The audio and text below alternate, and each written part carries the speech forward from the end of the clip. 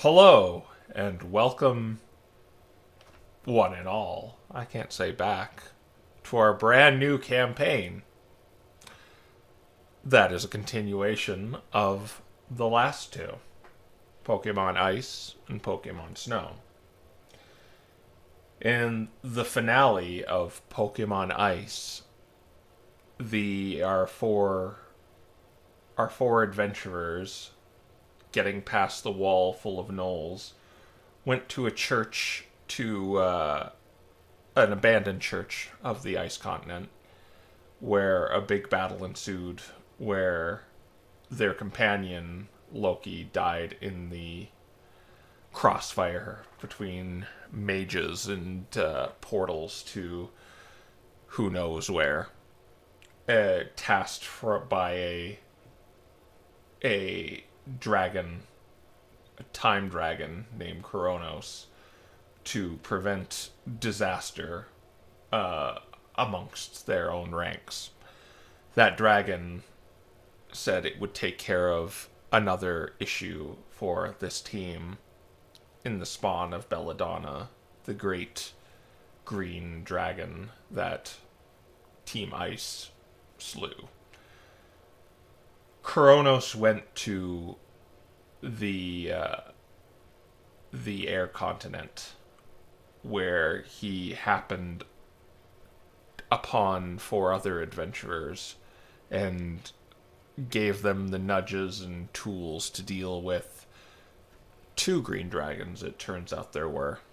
They slew one named Hemlock, who was controlling the city of Ironbroach, and freed it from his rule from the shadows. Well, the other one, Ivy, who was masquerading as a prima donna in the large metropolis of Lumhausen, they actually befriended and angered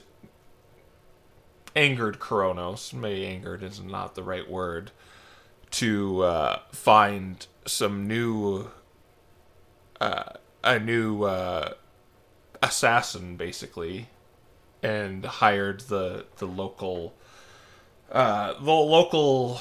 assassins slash thieves guild of the Murder, a group of assassins, thieves, murderers composed of completely Murkrow, where they were going to assassinate her on her big performance in which Team Snow got involved and performed it and defeated Kronos, and took Ivy's the Green Dragon's offer to go to the Ice Continent for reasons she has not disclosed yet. And with that, they stole a airship headed by the Ditherium Corporation, a an industry that has a great hand and control in the political pot of Lumhausen. And they used this airship to go to the ice continent with difficulties. They didn't end up in the ice continent, but they got close enough. And they ended up in the fort of Team Ice, who had just finished a ceremony with as a reward from the former matriarch of the ice continent, Havergal, who said they would revive Loki if they got the tools necessary to do that in return for saving her on an earlier mission Team Ice did. And she came through with that, using the components of a phoenix and the vengeful spirit that Krya sent on them. But Loki came back very stark white, with a ghostly visage. She warned of this obvious scarring of someone whose soul was imprisoned in essentially sub-zero temperatures. After that fact, with Team Snow and Team Ice kind of quarreling what should be done about the dragon Ivy, as the great worms who Team Ice are currently allied with need her dead to resurrect their companion Ezlith, the brass great worm, in order to perform a dragon rite, in order for the great worms, to essentially power up and go destroy the Ring of Winter, who the mage Nero is using right now to trying to cast the world in eternal winter with the help of a deity named Krya. In their meeting, they didn't come to any decisive decision other than the green dragon needs to be watched. But she also came here for a reason and is leaving the fort they currently inhabit. The ice crew inhabits. Dante staying behind to resuscitate Loki, who's kind of had resurrection sickness for the past couple of days.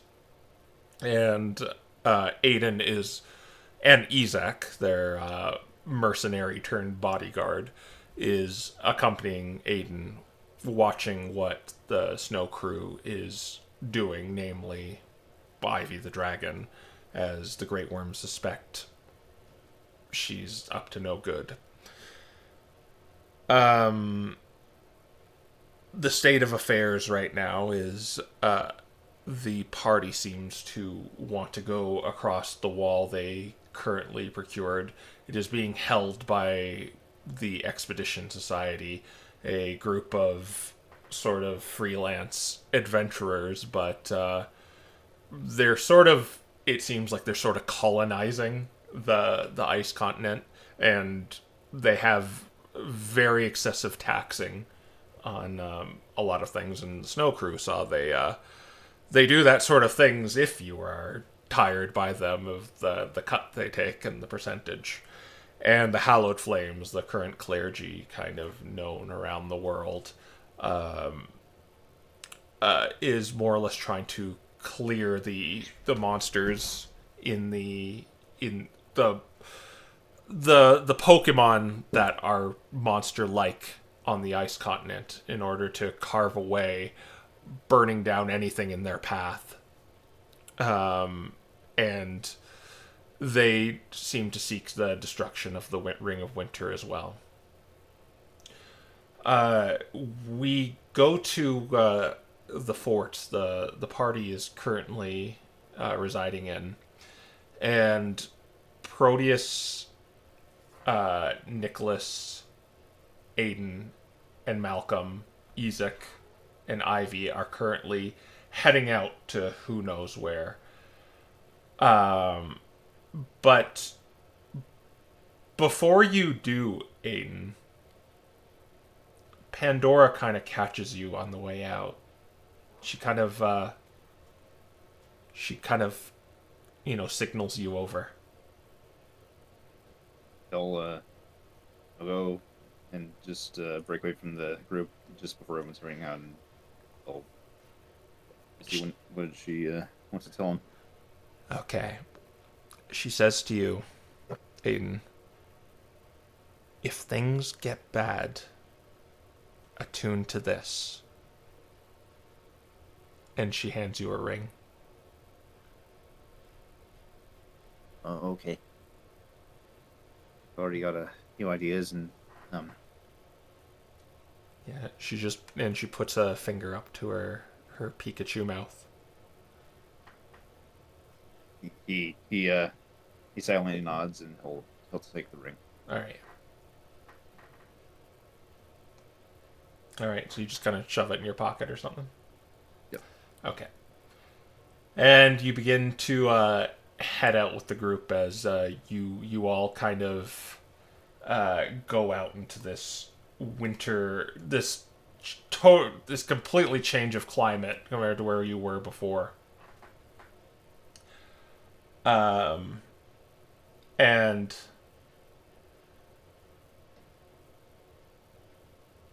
Ivy says to you, Malcolm,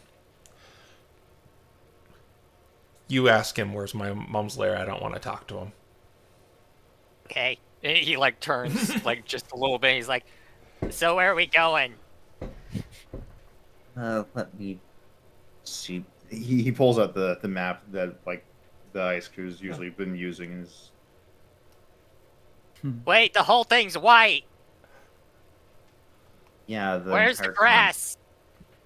it's completely frozen. Malcolm looks like he's about to panic, but then he has this thoughtful face, and he's like, I heard of these things called popsicles. I wonder if this is kind of the same thing.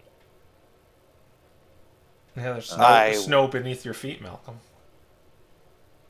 I wouldn't exactly. He leans down and bites into the snow. Your teeth are a little sensitive, and they begin to freeze a little. Aiden is very confused looking at Malcolm like this. Malcolm, don't eat the snow. Why? Because it's not going to help you handle the cold out here. It is pretty cold. I get it. He spits out the snow. Probably like a bit melted, so you just kind of spit out water. Unless you took a big bite, then... he did take a big bite. Like he like shoveled out of a giant clump of snow. So it's more like... bleh. It's more like, it's He more just like opens his slush. mouth and it just kind of goes like. Ew. Anyways, and he'll he scours with the map again and just I'm trying to remember where the heck it was. We don't have marks. I need a new pointer.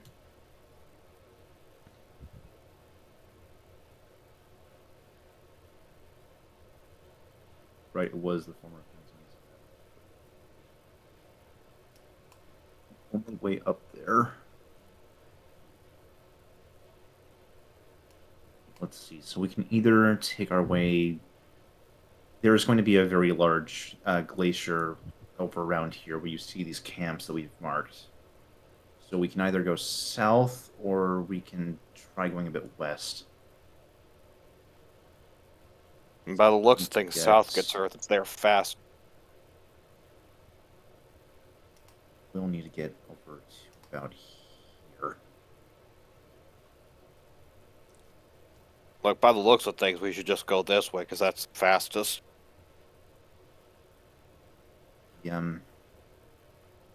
Why is it got? What's that shape at the end? And he points to the question mark.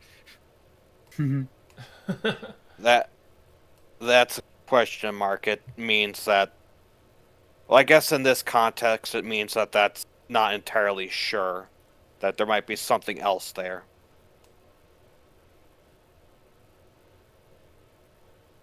Yeah, we're not sure if it is still a hideout for them or it's kind of been a while at this point. So, see, this is the Queensmen, so most of them were actually over, and he points at the ruins over here, but then they had their other hideout over here, but this was where Belladonna was, so.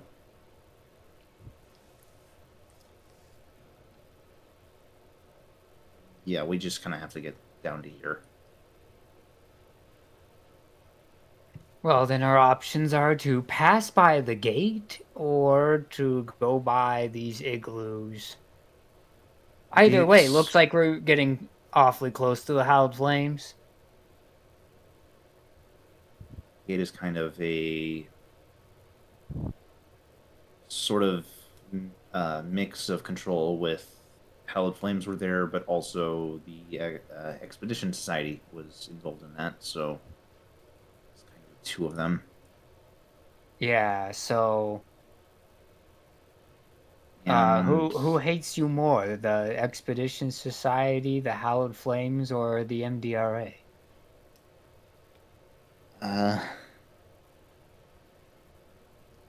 Well, if we were to run into the Hallowed Flames right now, we'd kind of have to explain what happened at the chapel, and well, I guess I'd have to explain. They haven't seen you guys before. Well, let's not go that way then. Sounds like the plan to me. I don't want to talk to them. You don't want to talk to them. We don't want to talk to them. So we try to avoid them. So you'd rather go the long way around just to avoid them. We'd have to explain that we kind of lost a few things, including artifacts that the Hallowed Flames considered sacred. Unless someone has the seeming spell ready to go. I think it's just simple. If we counter them, you just have to hide behind us and not be noticed. They don't have any reason to care about us.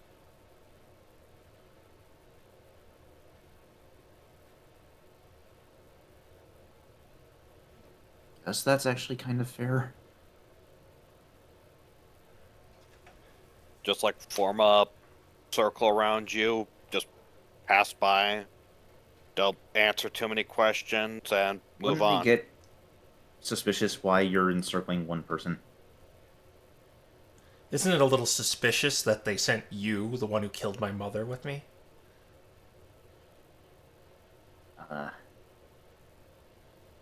I don't entirely. I don't know if I would say it's suspicious. So what did they tell you to do? Spy on me or just kill me while we're sleeping? Oh, they just want to make sure you're. Well, no one seems to know what you want to do out here. And you won't tell us. That's because it's none of your business. Do you do everything they tell you to do? Now, we are just hired to follow you, and I would not press the kid, because you're going to have to answer to me. Let's not get into this. Getting into hostilities this early, especially when we just started on our travel, isn't going to get us anywhere. Fine, then where do we go? Sounds like we're not going around the gate, so want to follow these little paths we have set out for now. These should be faster, but then we're kind of on our own. Good, then we'll go that way. A long way it is, I guess. Let's just get going. Alright, and this group marches off into the snow. We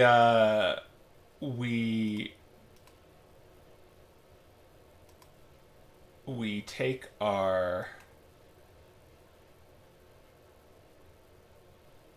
Oh, I forgot to make a Loki avatar.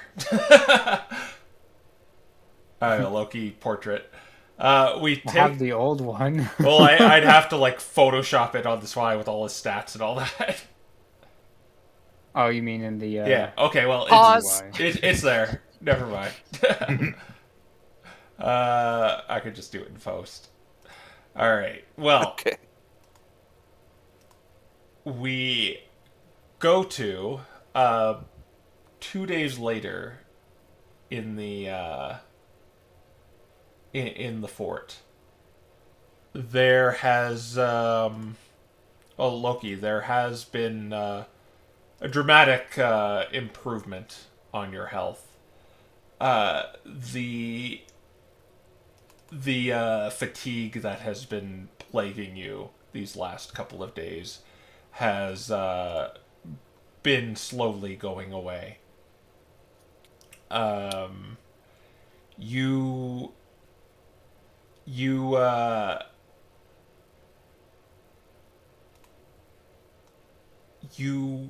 you feel like you feel a lot colder, and even the minor magics you used to use are not working anymore.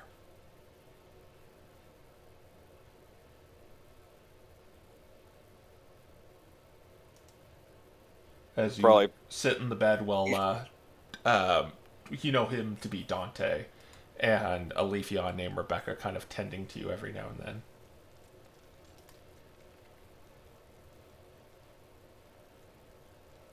Thanks for your help, you too. Really, it's nothing. I mean, Oh yeah, it's absolutely nothing. in your state, what else are we supposed to do?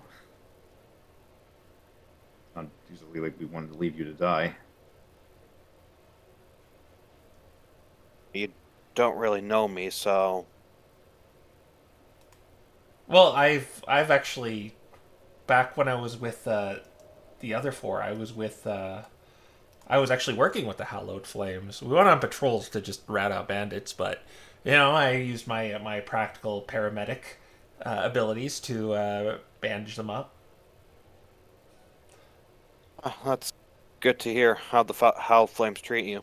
Oh, very good. They respected me. Like a lot of people think they're a bunch of grumpy gusses, but they they they were actually pretty nice. I remember the paladin Frederick and the another one of the clerics named Maurice. They kind of patched me up when I was tired too, and yeah, they jumped in front of me when the bandits started rushing me because usually they go off the after the weakest person. And I mean, come on, look at me. I'm well, I only have a dagger on me.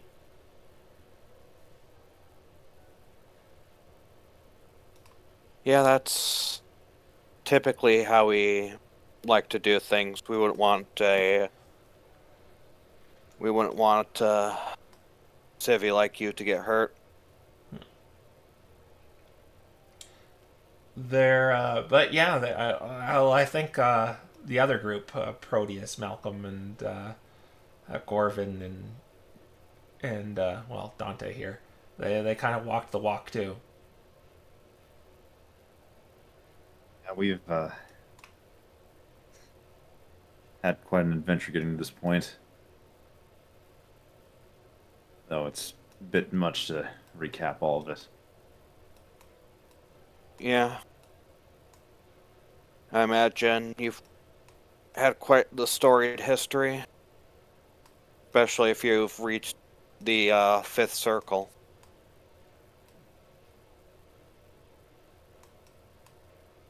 The more recent thing, actually. Yes. Speaking of which, I can tell you were trying to cast even, well, not quite circle magics, but I recognize those, the sort of casting. I take it, well, that was true resurrection. If you were of the flame, Yeah, I've been trying to call on my old magic. I suspected it'd be weaker, but so far I've had no luck.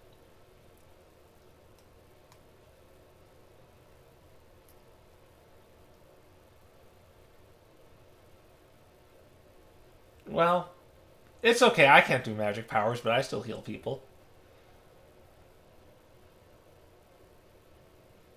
Was that reassuring? Was that good bedside manner? It. I thank you for the help at least. Yeah. Well, you seem to almost be up and ready to go. You could probably start walking around. You might need like a crutch to keep you stable or something. I'm sure there's probably something in this place.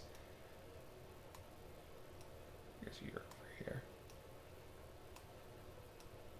Yeah, probably get moving on my own and start building up some muscle mass again.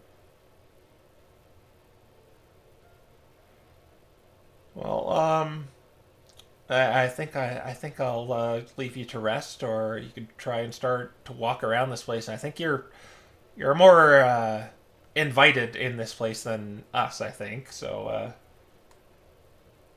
Yeah, I'll take a wander around maybe. Yeah, I think that'll do me good, and I'm sure once everything's cleared up with what your companion is doing, I'm sure you guys will be more invited in. At least I hope Just- so. Just wish she hadn't even told us what she's planning. I get she is full of secrets. It's just I'm sure I already know the answer to this question, but are you sure you can trust her? absolutely. I just know that she's very secretive with things, and it's in her nature. But her nature, despite how cruel she can sound, she's. I'd say she's still good enough of a person, even if she does enjoy perhaps some things people would find a bit strange or even cruel. I suppose time will reveal all. Truth will be revealed eventually.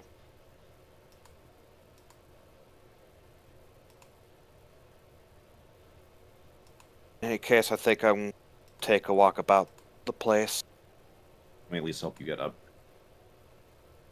Sure, that'd be appreciated. And Dante's gonna at least help Loki with getting to his feet. All Make right. sure he's stable before kind of letting him try to walk on his own. Yeah, they have like kind of a crutch to kind of stabilize him. But yeah, you can kind of spot him as he's walking.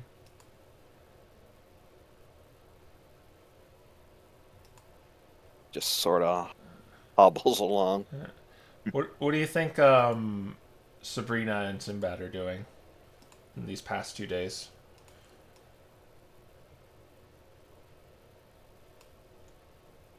I was muted. Say. Over the past 2 days, Sabrina probably would have, when she wasn't checking in on Loki, she probably would have been like putting spells in her spell book, or because she's got a few scrolls. But she also would have been very interested in what Polly was doing. He's a weird individual. He seems to be like going around the fort with like stethoscopes against the walls. He's like knocking on them. Mm-hmm. Yeah. Yeah, and she's aware that there's a lot of stuff in this fort that they don't know about, so she pieced together that's probably what he's doing, but she would have asked him just to make sure. And he hasn't really been like engaged in conversation like the other ones have. You actually know very little about this guy. All right, well, she wants to get to know him a little bit then. Okay. Yeah, you can probably catch him like in a hallway or something. Mm-hmm. Like he's got his stethoscope up to the wall, and she like comes up behind him, and she's like, "Looking for something?" Oh, yes, you are one of the procurers of this fort, are you not? You could call me that, yes. Ah, greetings. How much do you actually know about this place? Not as much as I should. We don't really get a lot of time to just sit down here. This is probably the longest extended period of time that we've ever spent in place. Usually we're all out and about, but I know that there are a lot of secrets about the place that we haven't really had the time to look into. Did you know it's alive? She blinks. He hands you the stethoscope. She puts it on and listens to it. There's this almost the sound of a heartbeat, but it sounds mechanical. Her eyes narrow a little bit. Yes, I'm trying to discover the source of it. It is quite tough to crack because this is a very large place and I cannot find its source. You haven't been able to even get any sort of triangulation going? No, it sounds very an equal distance away in all locations I try to listen to it.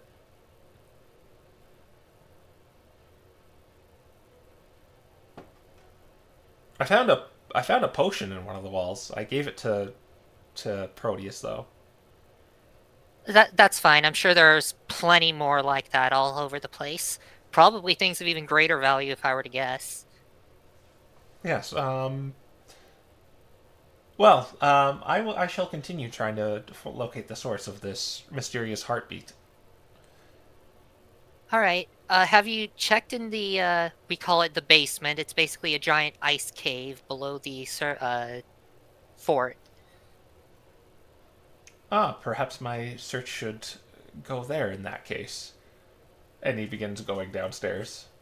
You may want to put on something warm. It's about as cold down there as it is outside. Oh, well, Kira is working on something for that. But Is it a potion by any chance? oh no, it's a protective coat. Okay.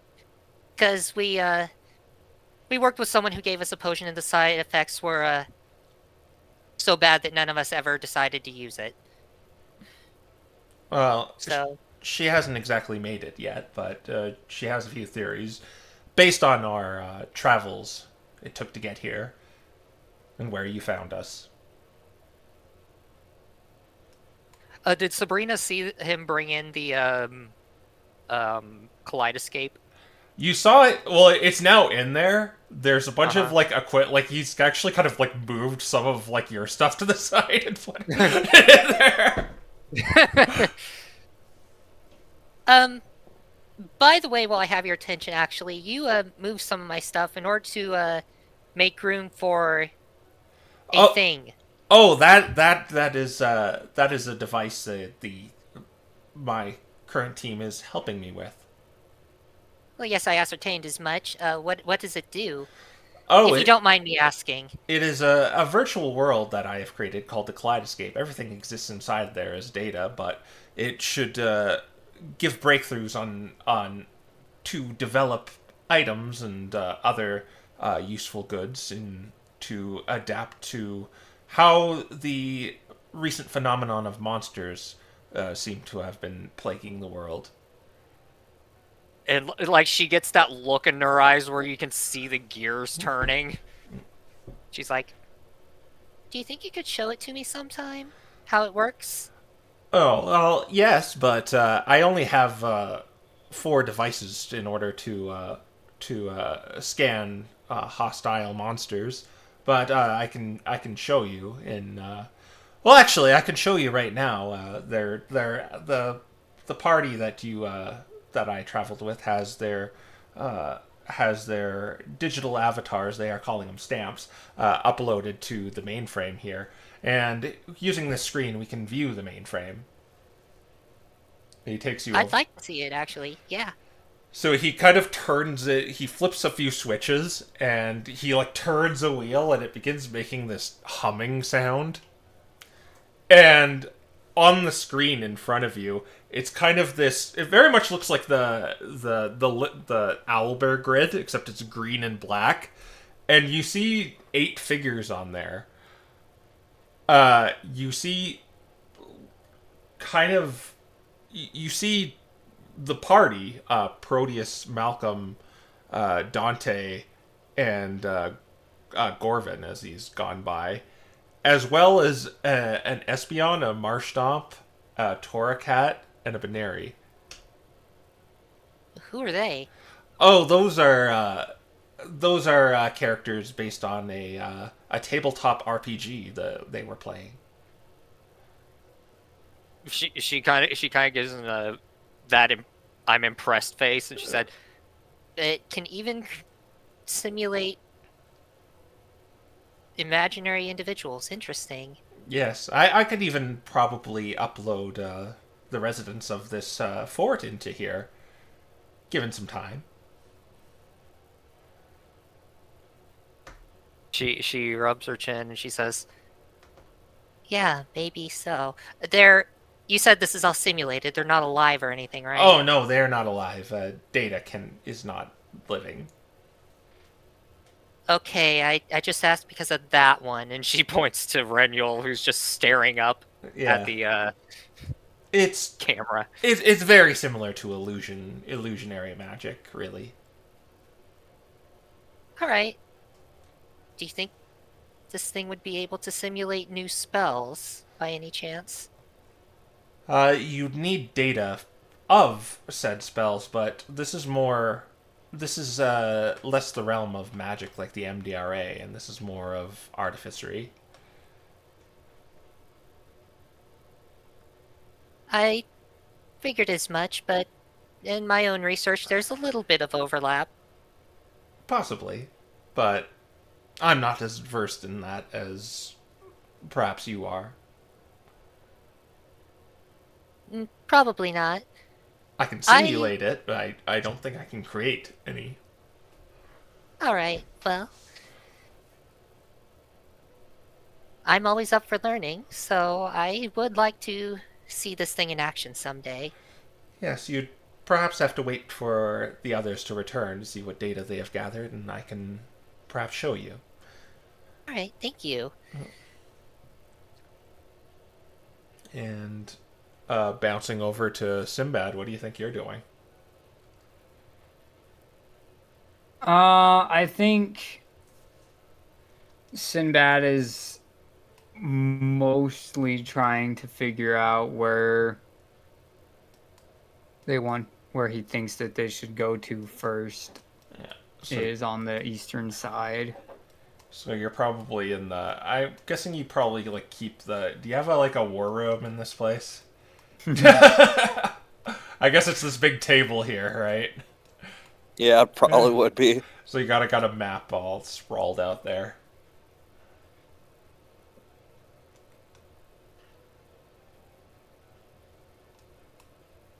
And what conclusions do you think you have drawn?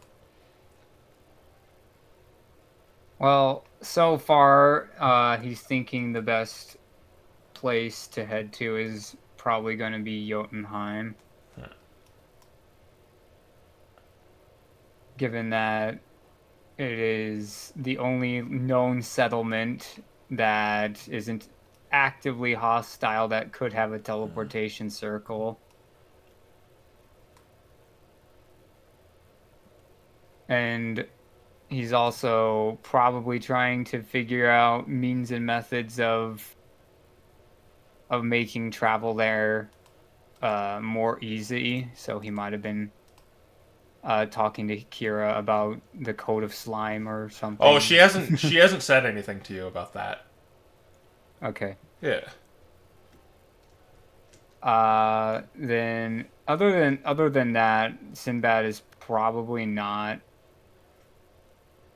really engaging with the like snow team very directly, or rather the snow team's NPCs. Yeah. I guess Lowen walks in, the brother of what you learn is Ditherium. And he kind of looks at you looking at the map.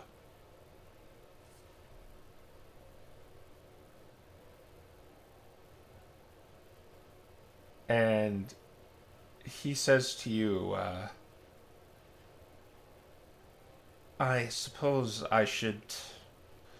Without, I don't.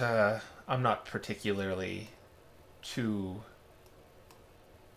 partial to being in big, crowded rooms where everyone's talking over each other. Could you perhaps, you've been here for longer than the most of us, could you tell me how bad it is in terms of relations between the groups here? The best our efforts amounted to is getting a peace between the Expedition Society and Hallowed Flames. trying to involve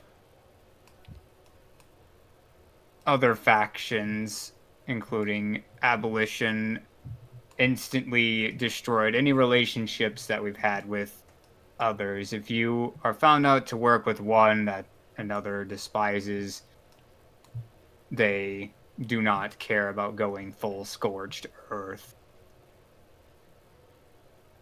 Well, abolition is a branch of Detherum, so that's the least of our concerns right now. What we are trying to do is bridge relations between the clergy and the arcane. Well, I can tell you that the MDRA seems to. They claim to have a desire to work with the Hallowed Flames, but the Hallowed Flames has no tolerance of them.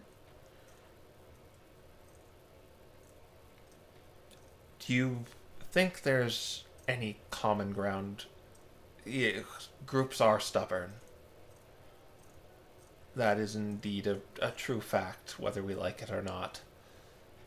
Do you think there is some sort of common ground I and the ones assisting me can possibly use to bridge that gap in some way?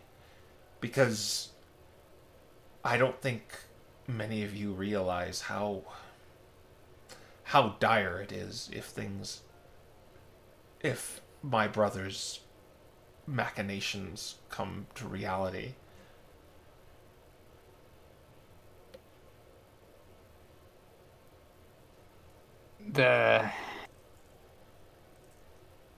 We've tried finding common ground with them a few times, tried bringing up several different points, and they have refused all of them thus far, to the point that we have given up on that task. My group has I've heard them throw around the idea of a change in leadership with the MDRA. But but doing that, it would basically be inciting a coup.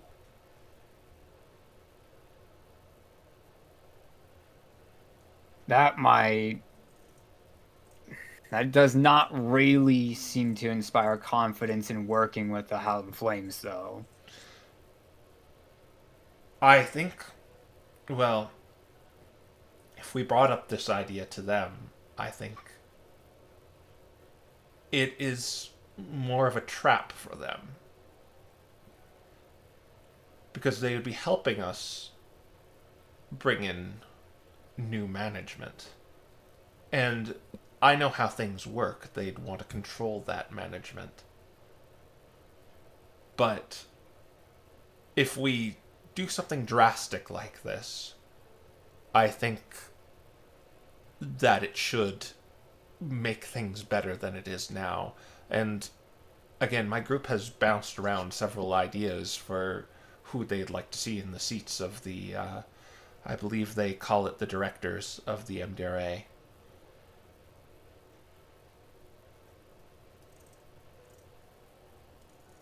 Well, even if you are successful at that task, how are you going to get the Expedition Society to get on board? Because we got them to work together after discussing a few different options with them and doing a couple joint ventures with them over a long period of time.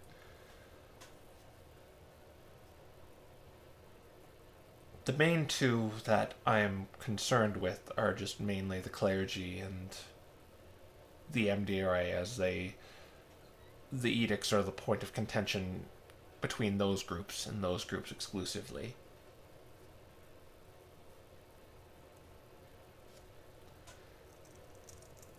That's going to be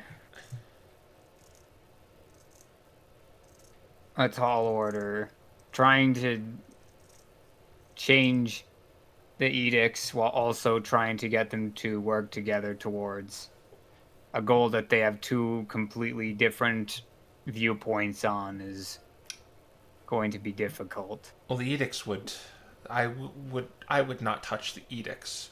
We're just doing more of a change in management with the MDRA, and you've said the Hallowed Flames are too stubborn to work alongside them. But if we were to propose we were going to put them under new management and perhaps point out corruption, then maybe we'll have a better touching point. Because that does seem like a point of contention, as there is corruption in there.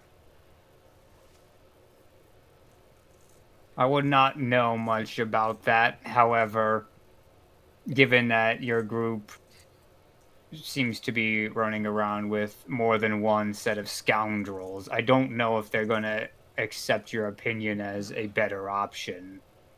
Yeah. Well, we don't know until we ask. And that was another thing I wanted to ask you. Where do you think we should start? As in, where are they, or what to ask? Is there another... Should we try to influence the Expedition Society on the side some more before we go and ask the higher-ups that I know are at that gate?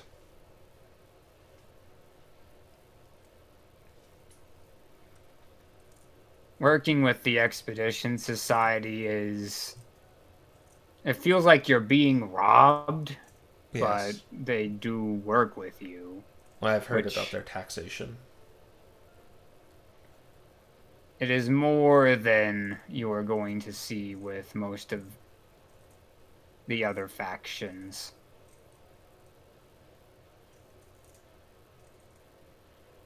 And I guess don't mind me prying, is how do you plan on getting to the other side of the gate?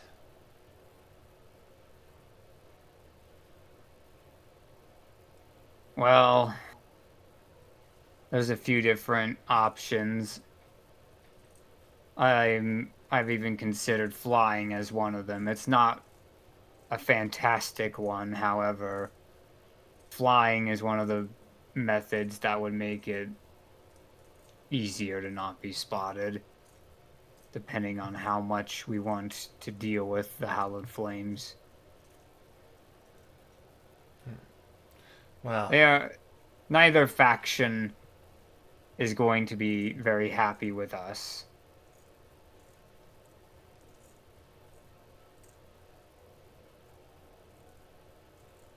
But we can also teleport. Though I don't think that would help you in your goals. no, it would not. Because if I do manage to sway them, I could get us access to that gate.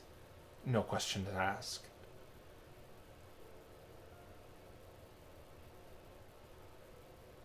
Well, in order to win them over, the only thing that pretty much everyone but the MDRA has a problem with is the Queen's men on this continent. You would impress the clergy if you made an act against them. Who are the... I've heard of that pop up a few times in conversation between who are the Queen's men? More or less a group of bandits that seek to create an anarchic state out here. Well, they sound Most of the other factions do not. They more or less do not want to admit that they have a great deal of influence out here.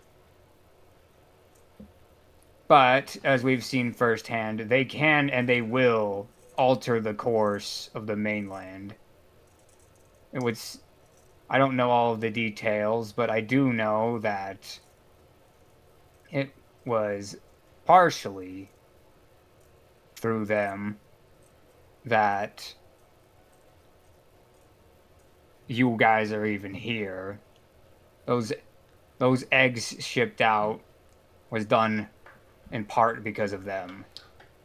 And that changed everything about your world, is what you're telling me. To be honest, Everyone seems to be at each other's throats because of this. yes, to be honest, for the record, I knew nothing about that dragon until we were actually on the ship. Well, now you know how the Queen's men work, I suppose. They don't like to play out front, but they will change things, and they will walk in the middle of a room as if they belong there, and no one notices. I will keep these things in consideration for when the others get back. Thank you, Sinbad. You're Sinbad Arakelis, correct? Yes. Yes, your father is a very respected professor at the university. Yeah, something tells me that's going to be a problem for you in the future. Well, actually, he was one of the candidates that my party suggested putting on the directors. Yes, but that also means that he's working with people the Hallowed Flames might not approve of. Well, let's hope I iron that out. I know it's bad right now, but I'm quite optimistic in trying to make things right here. Well, I wish you success where we did not, because we all tried to be like you and made things worse. Well, the thing is, you can't make everybody happy. And you have to come to the reality that some people are going to get the short end of the stick.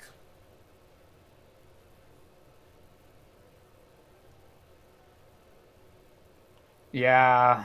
But I would try to make sure it's these dreadful Queen's men over anything. Well, keep in mind, so far, they're the ones with the most power on this continent, despite what anyone else says. If you want a force for change, they are the ones who will do it. Well, I guess I have to consider my options then.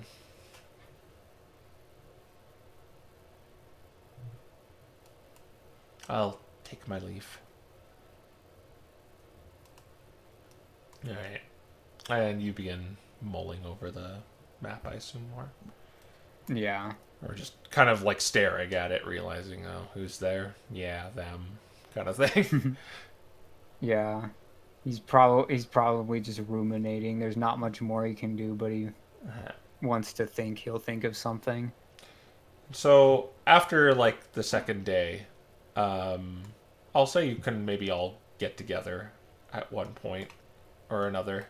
Dante being kind of the odd man out, as you're kind of, like, helping Loki around. Who, by this point, you have no miracles is what the Hallowed Flames calls their magic.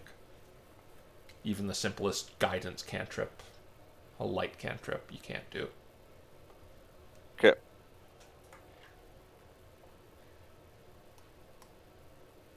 Maybe you see Sinbad in the map room.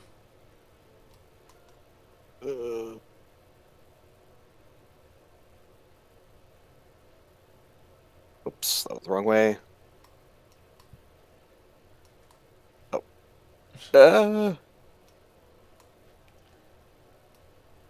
I'm having trouble with the teleporters. I don't even know where you are.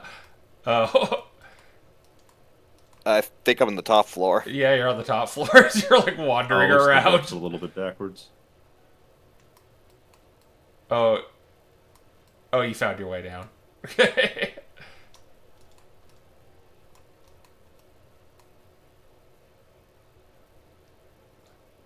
There we are. Okay. Okay, it's I counterclockwise. figured out the teleporters. Counterclockwise, go up. I should switch them around. I guess I should label them. Yeah, you eventually kind of see Sinbad in the war room here. Hey, Sinbad. How's whatever you're doing going? Well, it doesn't seem like I'm gonna get many more answers than I've tried to peruse, other than we're just gonna have to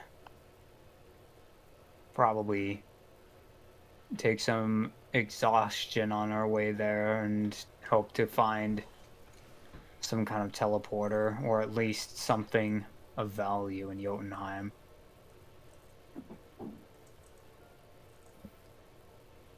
Hopefully, Sabrina's able to create some sort of way back from there. Well, we can always come back, but getting back to the front lines as far out as we want, that's going to depend on what we find. Oh. Alright, I suppose. Is it possible to create other teleportations? No. I should probably be asking that to Sabrina, shouldn't I? I mean, the answer is yes. You just have to have 365 concurrent casts of it. Oh. Can imagine that would be a problem. Yeah.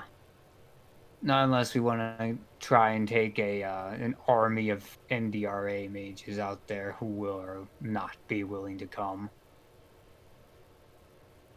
I don't doubt the MDRA would be very willing to go beyond the gate, but I doubt they'd be willing to come with us to Jotunheim. They'd be hard pivoting to either the meteor or the tower, and I'm still not comfortable with the idea of them going to either. I don't really want anyone going to the tower. Honest to goodness, least of all us. Well, Sabrina should be here too. Okay. Yeah. Well, okay. In that case, she comes in and she's got like a bunch of papers and she's like, "Oh, there you are, Loki. Okay. So I've been going over some of the tests, and it looks like from the archinometric equipment, there's still something in there, but yeah, I'm not seeing the miracleness in you anymore." Well, Ezek does pretty fine without miracles. Fair point. Well, that's Anyway, what did I miss? that's not really the point. The miracles I cast were my main way of fighting. Well, be that as it may, like I said, there's still something in there. I can't quite figure it out what it is, though. But you guys were saying something about the tower? Oh, Sinbad disagrees with you and he believes we shouldn't even be going to the tower. She kind of crosses her arms and looks at him. Well, someone's going to go there, and you know who it is going to be. Yeah, but if we go there, we are guaranteed to make things worse. She kind of looks down and says, "Would we I know. Dante's just kind of been following Loki around to make sure he doesn't like fall over or anything. He just kind of chimes in. Forgive my asking, but remind me, why would there be an issue with you specifically going to the tower here? Well, there are a bunch of things. The MDRA will only give us what we need to go there if we agree to work with them and give them the Staff of Power, which is supposedly there. And the other thing is, there are the Queensmen and the Queen herself, who is going to follow us there, and she's going to figure out a way to get it from us before we even have the chance to give it to the MDRA in the first place. And if she gets one more artifact, she is going to have to... Well, she'll have everything she needs to unlock the wish of Havarigal. I At this Like- point, playing keep away is better than playing go for grabs. But if we don't go for it, the Hallowed Flames are going to go there and just destroy it. I mean, that is another form of keep away. I wouldn't. Tib. Would they even be able to properly destroy it? Well, they I was seem to just believe about- so. Well, I mean, in that case, the scepter, or do you mean the tower itself? The tower itself, they need the scepter if they want that wish. And since they're working with the Expedition Society, they would just hand it over to them if they're not interested in the artifact themselves. But the tower would point- most certainly be destroyed. Well, at that point, what's the problem with... Excuse me. If either of them had the scepter, what stops... It seems like from previous encounters with this queen, she's managed to connive her way into acquiring every one of these artifacts previously. Why would you think that she wouldn't just find a way to acquire it from them if they got it? She probably could, and she probably would. So doing How- nothing is going to be as bad as doing something.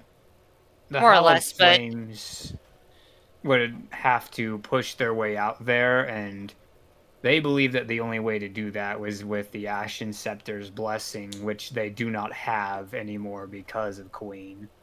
I don't have great faith in their odds out there alone.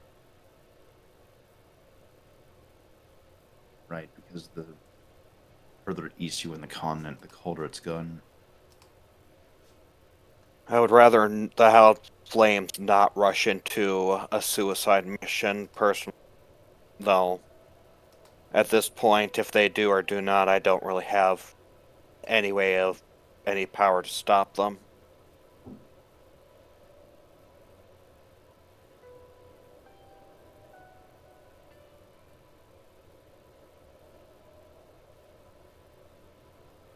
But that's why I'm not thinking our working with that is going to be very helpful. We are going to enable some of the worst mages on the face of the earth, which could include Nero, I'll point out, if we unlock the tower. He knows more about it than any other living person on the earth. Or we work into the hands of the corruption of the MDRA by helping them with it. Or we help the Queen get the wish. I don't see a way we win here. And the concern is us holding on to it because you're worried that Queen would find another way to steal it from any of us. Then again, it sounds like she's already managed to find ways to do that previously. She certainly has, and she kind of gives Sinbad a very slight scowl. That's why I think we need to inevitably take some sort of fight to her.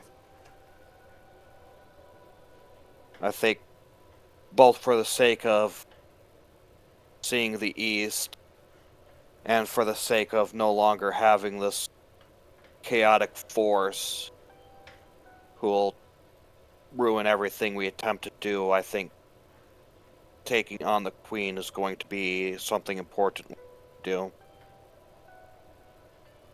At the same time, she's also the single most helpful person when it comes to actually handling Nero and accomplishing the task of ending the fire curse.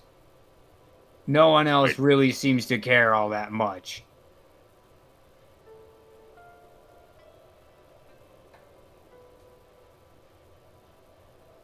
What do you mean she's helpful? Well, If as she's long been as you stealing meet these her, things from- as long as you work with her, she'll help you. Just meet her demands and she'll meet yours. And therein lies the problem. I have no interest in working with someone like that. I mean, the Someone that Hallowed dangerous. Flames haven't exactly had a very different track record. We've, clear their chapel in exchange for having access to the gate and, you know, more or less a similar deal.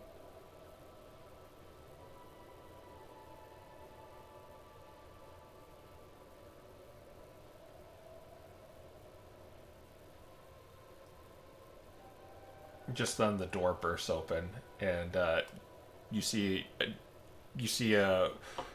Dante. You see a Flareon. The rest of you see Jameson. I guess you don't really know him either, Loki, that well. But he's kind of like balancing like 4 plates as he's walking, and he's like kind of tipping over a little bit, 2 are on his ears. Like, oh. And he goes, here's one for you, here's one for you, and you're standing up, but I'll just put it in your hands, and here's one for you. Oh, you're looking better, but you don't really look that much better. Yeah, I'm well aware. Thank you, Jamie. You're welcome. What's Thanks wrong? for the food. So many things. Well, I mean with him, I thought he's better now. Well, physically I'm able to walk, but spiritually my miracles aren't there. I haven't been able to access them. Oh, I don't know anything about that. But, you know, if I did, I'd probably go ask Alderion. Suppose I could try. Oh, I'm still trying to get used to faces around here. Which one's Alderion? The gold one. The Cyndaquil. Yeah. Well, enjoy your fish fillet. Did you know the T is silent? Or it's pronounced like A instead of a T? Why is that? What's the point of that? Because otherwise it'd be a fish file. But a T makes a T sound. There's no T in fillet. I have a feeling Malcolm would agree with you that it should be pronounced fillet. Yeah. Who's Malcolm? Oh, he's the Wolu that has been rolling around. Ah, I only saw him once. Well, had been rolling around. He wasn't here for very long. Okay, So he went out with the others. you know, I've gotta do double the cooking since or double the fishing since Ezek's gone, and well, there's like 4 or 5 new mouths to feed now. Thank goodness the other 4 are gone. I don't mean that like offensively, of course. I just mean that mean extra hunting. I'm not much of a hunter, but if you need help with cooking, I can assist with that at least, now that I've got my strength back up. Oh well, yeah, that would be fun. Well, enjoy your food. I hope you get your magic powers back. Like I said, I don't know much about that. So I'm just gonna head out as least awkward as I can. Yeah. He's such a sweetheart. He's trying.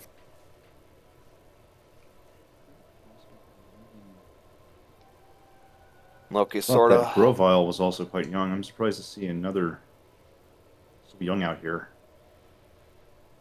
I mean, aren't you traveling with a young guy too? Fair enough, but I mean, Yeah, my cousin's not exactly technically an adult yet. I'll lie, for the longest time I thought he was a lot older. He definitely... Well... Given everyone here has figured it out that he's not exactly Stantler. Well, I I mean, mean- he would have gotten away with it if he hadn't decided to go reveal himself to Grimoire. That was something I didn't actually know about him. Though, a lot of his life after he was exposed as a monoborn is stuff I don't know.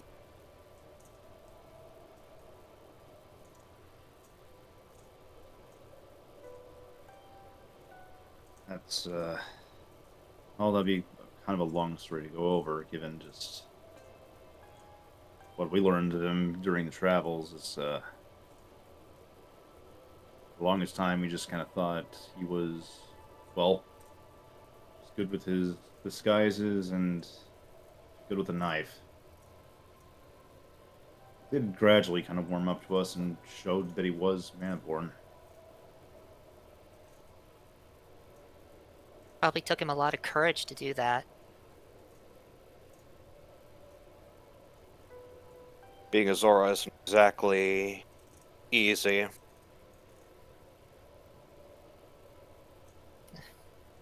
Looks like he's got it on two fronts then. Being a Zoro and being a Manaborn. Yeah.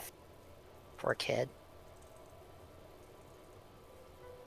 Well, seems like you figured something out, or at the very least found you to be his ambassador.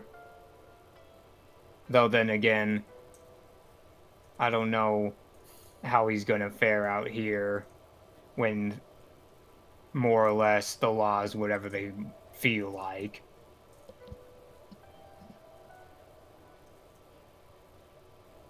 Or whatever we feel like. Well, I don't know if we can protect him from the hallowed flames or the Oh. MDRA forever. Well, he'll turn 18 eventually. Yeah. Until All else then, fails. I'm willing to try. If all else fails, we're all usually pretty good at keeping a Lying? secret. Yes. Because I thought I was the only one who actually lied around here. Depends. I mean, I And- only have you count of lying once. Well, let's just say I wouldn't bring it up, and if they tried to bring it up, I wouldn't exactly deny it, but I wouldn't let them take him away either.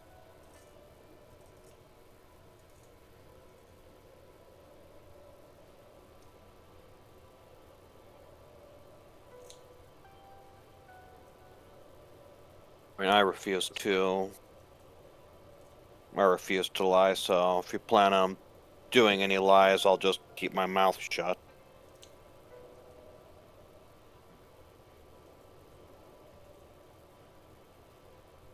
Yeah, well, I suppose the only thing that we can do right now would be to visit Alderion and finish eating. You don't need to visit Alderion with me if you don't want to. Getting my miracles back up is mostly a me thing. If you want to continue planning our next route, you may. I mean, the only thing that I really know is that there are more routes than one to accessing divine magic.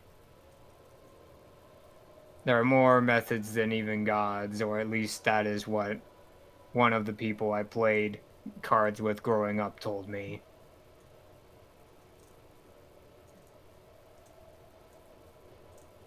He's right. I've figured out how to do a little bit of it myself.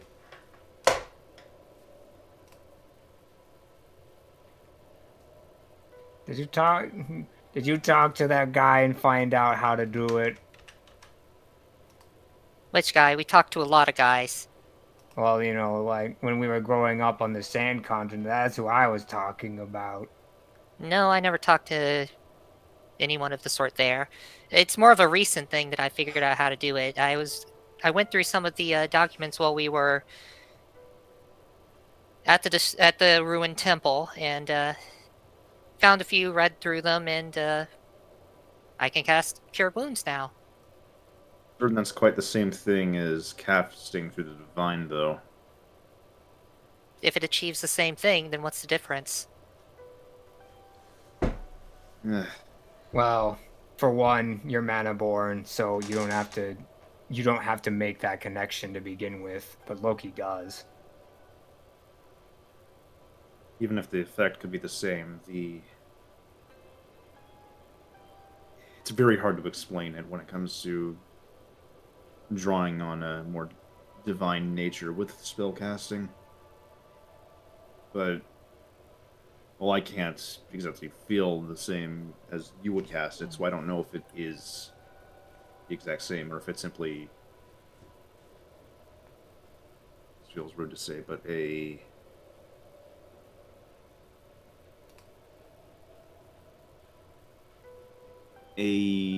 facsimile?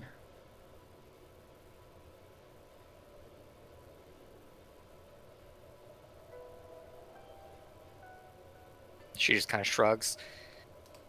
I mean, call it what you want. It does the same thing. You can't tell the difference. I can even cast Thaumaturgy, and that's like the spell that clerics can cast. Like, it's a defining trait of being a cleric. If you can cast Thaumaturgy, you're accepted. You're accepted? Yeah, by Is the that- gods. I mean, that's why it's called Thaumaturgy. It literally means wonder work. Or miracle work. Well, I guess fair enough. Regardless, it's I can't cast through.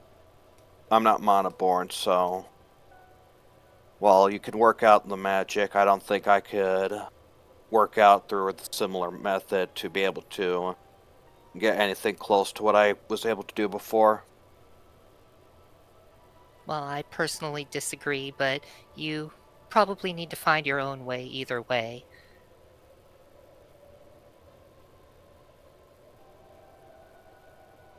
So let's I go guess- speak to Alderion then. Yeah. Alright. So after you finish your fish fillet, you The fish filet. Violet, yeah. You take a stroll over to the library, seeing like a few of the other new faces in the hallways. But you see Alderion kind of tidying the place up. And he's not assuming the form of a Cynical right now, but he sees you for. And what brings you here? Alderion, right? Yes. I've been... Since my revival, I haven't been able to access the miracles I used to have. And I was wondering if you'd have some insight into why I'm not able to do so. Well, it's very simple why this is. To walk among the living is no small mercy. But for one sworn to the hallowed flame, that's the gravest blasphemy. And your bond to its light has been severed, and no prayer will answer you now.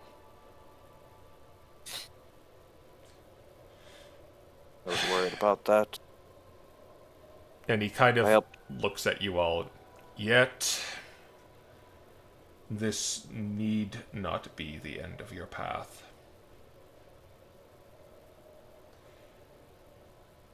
You mean... Go on. I just said, what do you mean? Long before the edicts, before the flame claimed its first disciple, there was another way. A vow older than the kingdoms and older than war itself. An oath not with gods, but with conviction, and we called it the rite of rekindling. And let me be crystal clear with all of this. It is not a gift I can give you, nor a power I can place in your hands. This oath draws strength only from the heart of who that bears it. Fail in its tenets, and it will wither. Hold on to them, and it will grow, slow and steady, as a sapling into a mighty tree.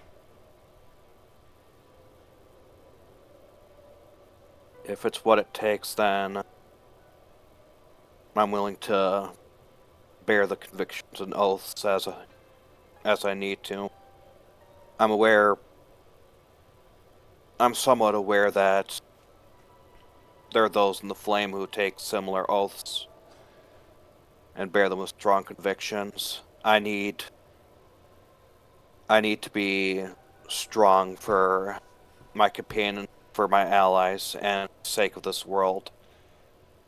There are few in this age that have the courage to take this road, for it demands peace where you would usually strike, patience where you would usually rush, and mercy where you would usually judge.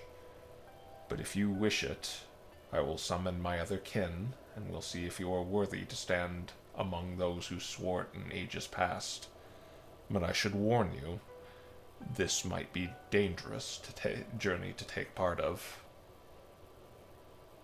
It is a spiritual one, but it will be dangerous nonetheless. Understand? If that's what needs to happen, then I will take it all the same. Meet me in the main foyer in about an hour. He puts down the book, where I would even like you three to gather. As he points to Sinbad, Sabrina, and Dante, for you may be needed for this as well. I thought that might be the case. When you said an oath, I figured there would have to be someone to uphold it. You don't swear an oath to a king for no reason, and you don't swear an oath to yourself. That's just kind of pointless. The rite of rekindling will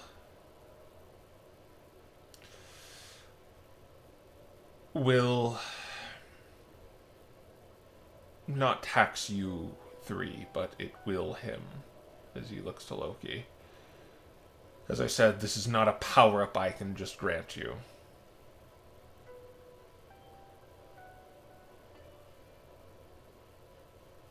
I understand.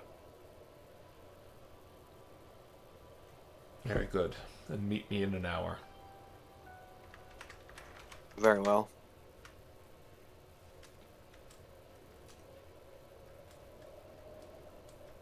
All right, and he leaves to go get the other ones.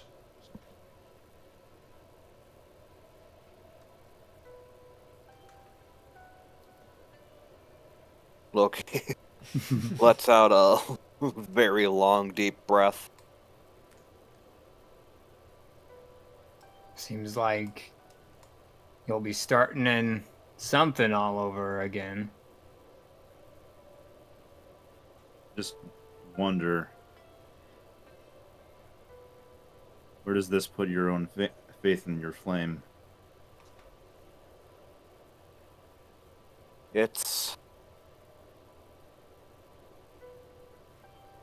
I still believe in the truth, and I believe that for what they are, the Hell Flames do want to assist others. Even if I'm disconnected with the flame, well, I still was once a flame keeper. Path I walk isn't not one the Hell Flames walk, but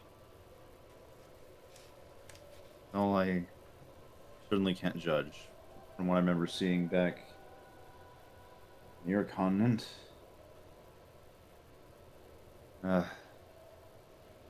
one of the flame who ended up, though he was stripped of his titles, he certainly seemed to also bear his faith vigorously. Although and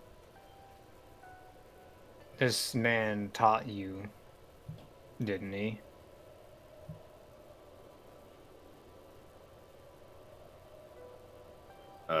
Is Sinbad asking? Dante. Well, I'm not of the flame, is the thing, but I did attend. Given our situation there with the university, had to attend lessons, and I did listen to several of his. Though I don't know if I would refer to it the same as perhaps full-on teachings. I maybe I misunderstand what you're getting at. If he taught it, he might had to have performed at least some sort of miracle, right? That is true. He was still very much able to perform miracles of his own.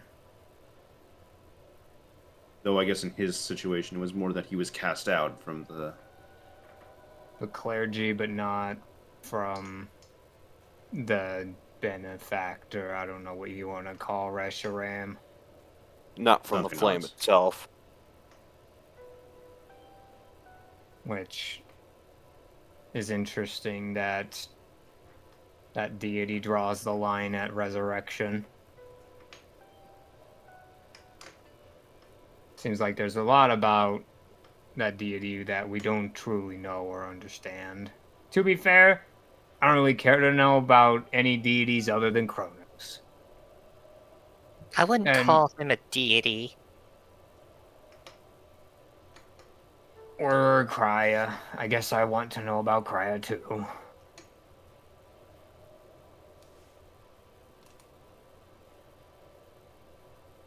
well, as we mentioned prior, we've fought Kronos. It was,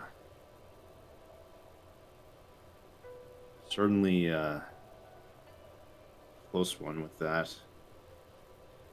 But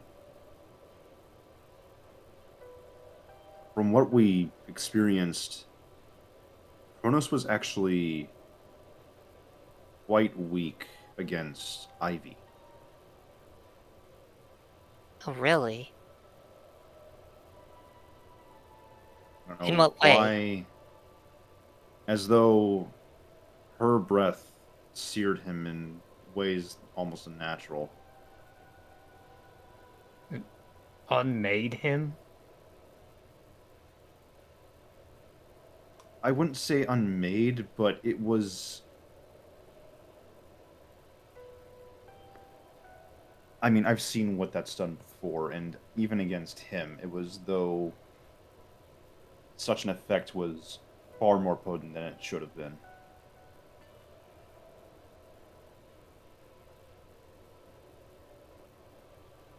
Well, that's interesting. I hate to say So this, but perhaps- Sabrina, we might want to see if she'd be willing to participate in an experiment with me. Collaborate. Well, Kronos bears allegiance to me, which to me makes me question if I, in the future, had laid way to his either rise to power or creation or something similar. There's some path that was trying to lead me down. That But might aren't help you going us. to? Aren't you going to fade soon? That's the thing, is how and where that happens might play a role in it too. For all I know, I become Kronos. Hold on.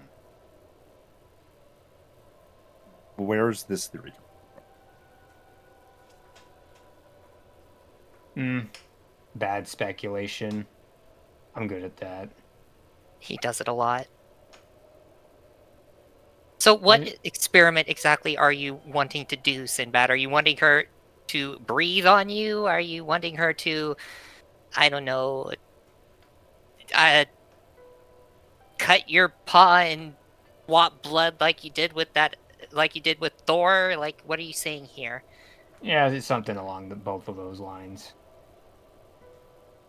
I don't anticipate there being an outstanding outcome, but Well, I don't imagine she's going to want to give you any of her blood, but if you could somehow convince her to do that, I have a far more sanitary way of doing that. well, I mean, if we can just see how my blood reacts to her breath, that would also work. Fair enough. You do still have blood, right? He looks down. You have blood. Yeah, yes. Probably. That doesn't exactly inspire confidence, but I'd rather not No attempt to kidding. skewer you. Find that out. How on earth would that have happened? Hmm? How on earth would that have happened? What, the part about him maybe or maybe not having blood. She just kind of looks to Sinbad like, you want to explain it? Fade to black, waving your hands.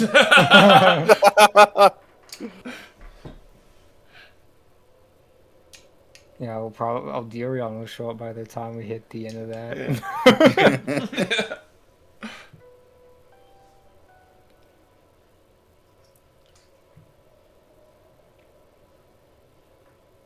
Yeah, you could see them getting ready in the main foyer. We should go. Yeah, well, there you go. You now know why I am potentially without blood, or whatever. It's a weird situation to be in. Some people would call me a demigod, I guess. Or an elemental. Or both. Yet, I would never have guessed.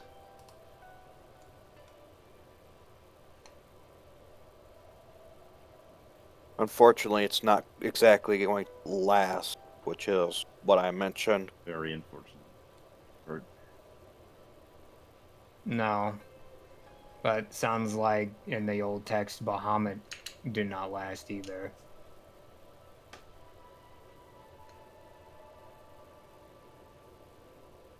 Something to think about, I guess. Those other planes don't seem to have lasting influence here. But let's go and take you down the path of the old people, I guess, or something. Make it sound cool, Sabrina. right, Ricky. The ways of the ancients. Right. Suppose it's time. All right, and when you enter here, they have made a large circle with it's a large circle with 4 other circles in there, one in the middle, and kind of 3 kind of in a triangular formation surrounding it. When you walk out, you see Rathernatrix, the silver worm, making these intricate patterns and whatnot. And Thor, the bronze one, is holding a rusted longsword.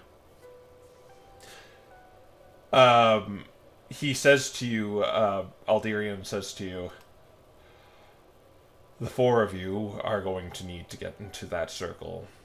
Loki needs to go in the middle, while the other 3 need to go on the outside circles. He points to you, Dante. You are going to be the mediator of this trial. For when you leave this place, we will be gone. We could have accompanied you if Ezlith was here, but unfortunately she is not. But you must uphold this trial and be the judge if everything that goes on here is sincere. Right, understood. I need, as for Sinbad and Sabrina, I need one of you to be the one in question undergoing this ritual, this oath, to be his doubt and his faith. Well, I think the answers there are self-explanatory. Yes, I don't know why I even asked.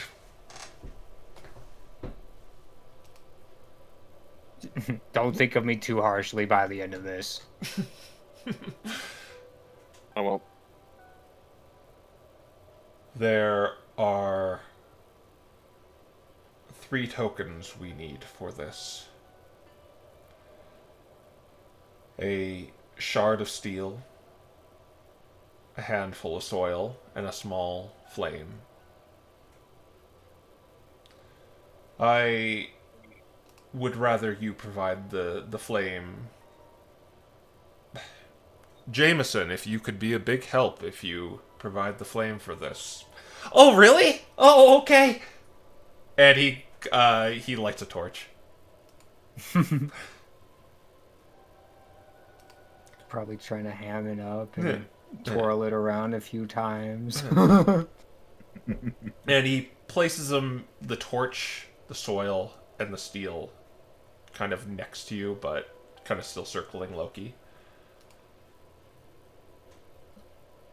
Now, I need you to all lay down. All right. Loaf. Loaf. Whoa. And he has a hot bucket of water next to him with 4 cloths in it, and he puts them over all your eyes. So all you kind of feel is the warmth on your face, and yeah, you just kind of feel the warm, moist cloth on your face, covering your eyes. You're kind of in darkness right now. As you hear voices, Loki, one comes from Rethernatrix. You once walked in the flame's light, yet turned from its final embrace. This path you now choose will demand more than faith. It will demand a patient tending of all life, even when the world would have you burn it. Do you agree to this? I do. You hear Thor. You crave battle in your heart, Zora, yet here you are seeking peace. Remember this. The hardest fight you will ever face is against the violence inside yourself. Do you agree? I agree. Pandora chimes in. Redemption isn't earned in a day. Even dragons have long memories, and will be watching yours. Do you comply? I do. Then, Alderion says, very well. You must abide by these tenets before you go on your journey. Peace. Violence is the easiest path, but also the laziest. Peace is forged in patience, in the courage to stay your hand, even when steel cries for blood. You must be the shield before you are the sword. Rethernatrix says, remember this. All hatchlings begin with clear eyes. It is the scars of life and the poison of others that twist them from this light. Show the lost another way, Loki. Some may yet return. I haven't spent centuries unlearning my hunger for war. Change is slower than any battle, harder than any siege. but you will tend it as a garden tends to the first sprouts that in spring, every day without fail. This vow is not a costume for you to wear for the world's applause. It will bite into you when you are weak, and it will chafe at you when you want to turn away. Keep it anyway, or watch it die. And you all feel this embrace kind of take you as the ambient sounds of the fort, the voices of Jameson and Grimoire maybe chattering about what's going on in the background begin to get like slower and distorted until there is but silence now.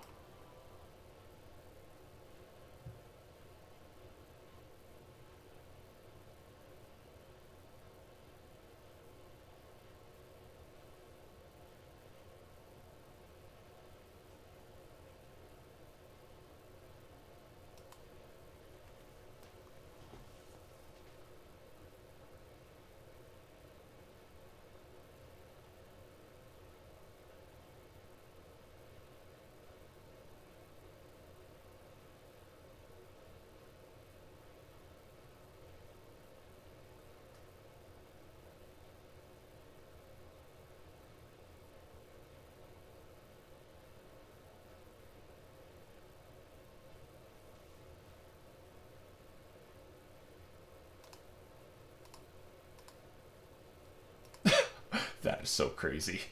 that can't be a friggin' coincidence. Complete silence. All right, yeah. Okay. That's amazing. You hear Leave that in.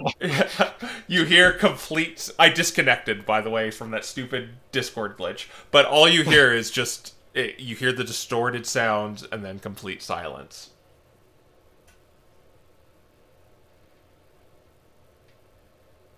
I think. Until I can't- Sinbad says the words, "What now?" Did you even hear him say "what now," or did you just hear us all go silent? Think he's No, I'm here. okay. Yeah, you just heard you heard the sounds of. Did you get that last part of like everything going silent? Everything's going Yeah, silent. yeah. Yeah. Yeah. Okay. Yeah. Everything is just silent now as you lay there.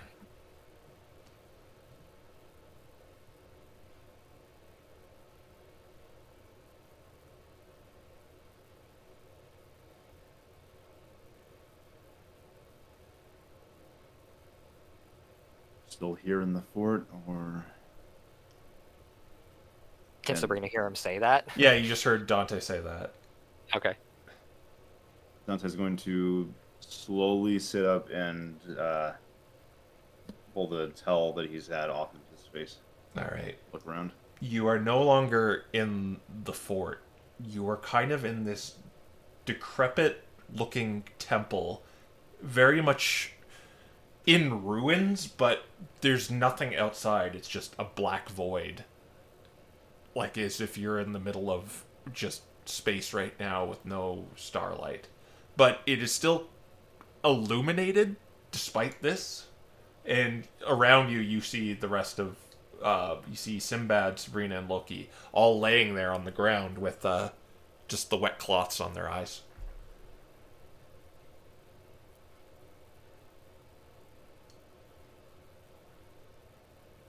There's also a... you're kind of in a foyer right now where it branches off into 3 different paths. And there's a rusted sword. Okay, now he's gone. Ugh. Ah. Okay, where did you hear last? You're kind of in, and then you cut off. You're kind of in a ruined temple right now, with it's very broken, and there's just pieces of debris laying about, just kind of like normal sandstone bricks. But outside, where kind of you can see in the ceiling it's broken. There's just black outside, but despite that, it is still you can still see everything, and it is illuminated. But You were kind of in a main foyer with 3 branching hallways, and around you, you see Sabrina, Sinbad, and Loki all laying there with the cloths on their over their eyes, and you also see a rusted sword sitting in the middle of the room as well.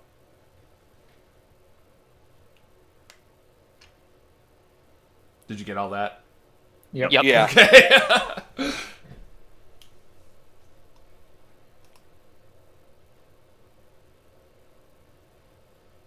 That's going to be something for Loki to be taking with us. What? What? At this point, I think it's fine that everyone should sit up, Oh, okay. Wow. get their bearings. I was going to fall asleep. Yeah, I can see why Mom was so into spa day. Alright. Loki gets up and takes the cloth and Finn looks around and he says, "Oh, they said this is going to be a trial. They really weren't kidding." Trial with your doubt. Mediator. Does this mean that the 3 of us go down those paths, or does this mean he must go down each of them? I imagine we should still accompany him. Sabrina's Yeah. going to look around the room to see if there's like any sort of instruction. All you see is Maybe a sword. something scry. Okay, nothing scried on the wall or anything. Yeah.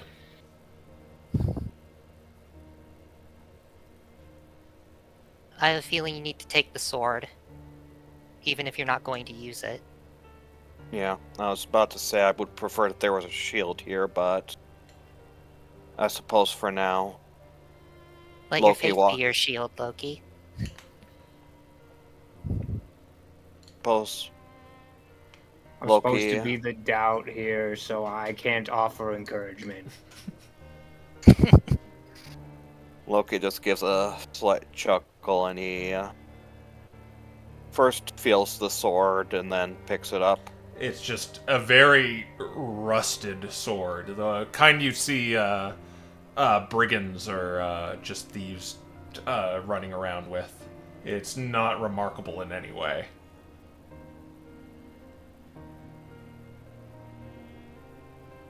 Oh yeah, I guess do we have like any of our equipment, or are we basically just in You- our normal clothes? You have everything that you would have. You have everything on you that you would have brought with you, or it was on your person at the time.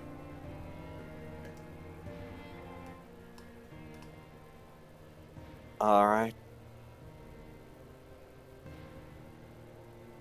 So, I think there's no point in overthinking this. Let's start with center pathway. Center pathway it is. All right. You walk along this pathway. It's very ruined in here. With there's no like plant life or any sort of fauna. This place is it's very much stonework in this temple.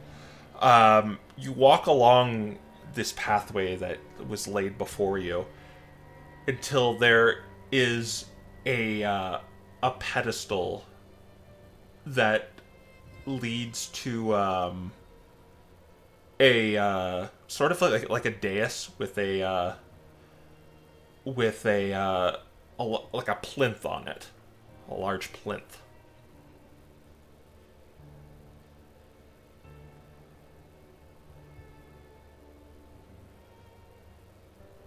Are there any inscriptions? No, there's no inscriptions. Any fancy like artistry? No, Like it's very flowers? very plain looking in here.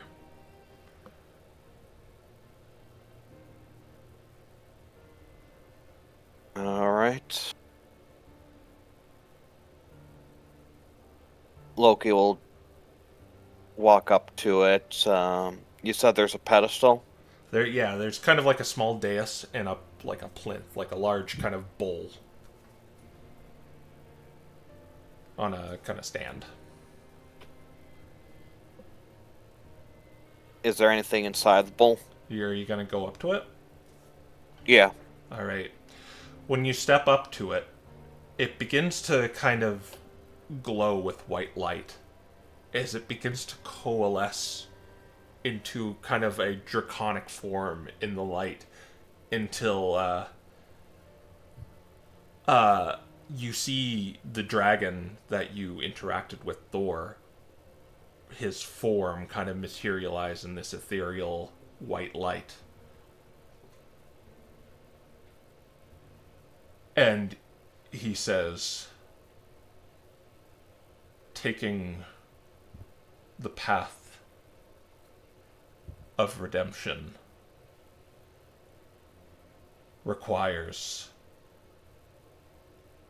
3 things: wisdom, power, and courage. But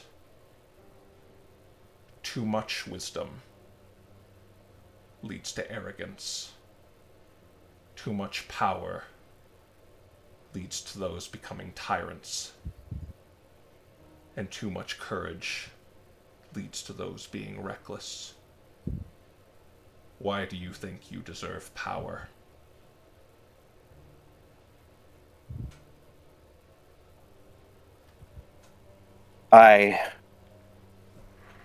It is not that I simply deserve power, but I seek strength for the sake of those who I hold dear, the sake to protect those who are weak so that they might grow strong, and for the sake of bringing peace to this strained world, a world slowly becoming frozen. Is that your answer? That's my answer. Your faith. Give me an example of this one's power.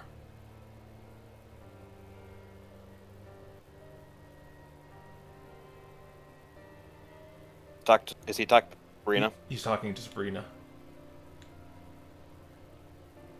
Loki's power comes from within himself. He sees in other people what other people around him don't. He can look on someone who's his enemy and forge a friendship, one that no one else, on a level that no one else would really even consider.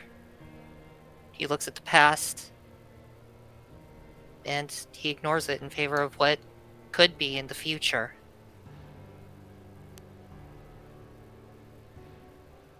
Is that your answer? Yes. Now your doubt. As I've said, too much power leads to those becoming tyrants. So I wish for you to tell me this one's weakness. For there is no power needs weakness to temper it.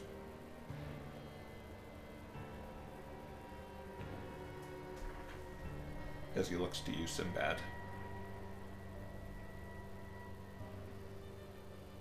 The way I see your path, pursuing too great of a power is going to be the same reason you have faith. You are going to see what could be, and you are going to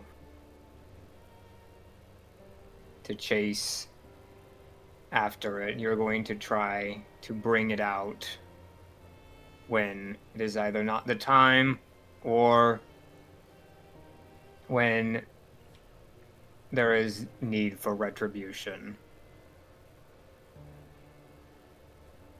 or for when your hand wants to continue forward out in rage.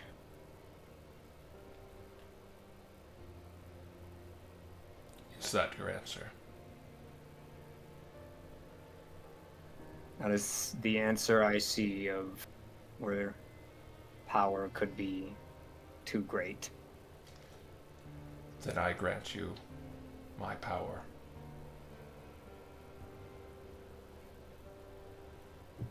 As he begins to dissipate and the plinth remains alight.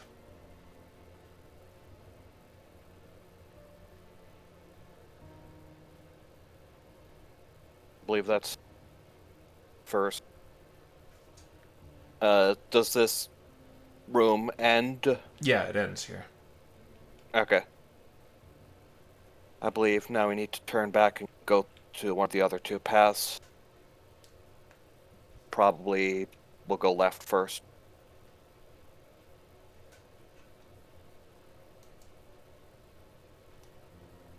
So you left, though, and he looks back towards this plant. It's like just regular fire or It's light. It's just pure light. light.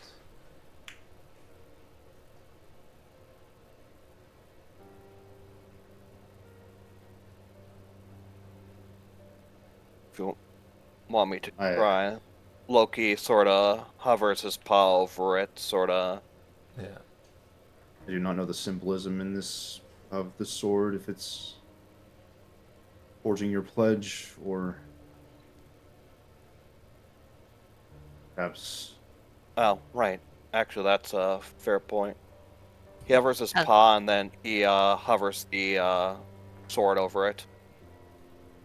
Nothing happens. No, I think just a symbol that this test has been accomplished. Then you said you wish to go to the left. Yeah. All right. So you make your way back, and you go to the left. And it's a very similar pathway that leads to a very similar ending. A plinth above a dais. All right. This time a bit more, at least confidently in the sense that it knows what to expect. Loki approaches it. As the light begins to start to coalesce and depict the silver dragon or Thornatrix, he says to you in this ethereal form, its voice kind of echoes and booms throughout the room. It almost doesn't sound like his usual voice.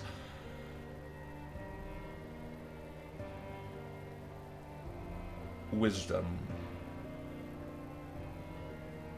tempers one's mind to take the right path, to lead others down the correct path, to be a beacon of hope, a beacon of knowledge, experience. Why do you think you deserve this power?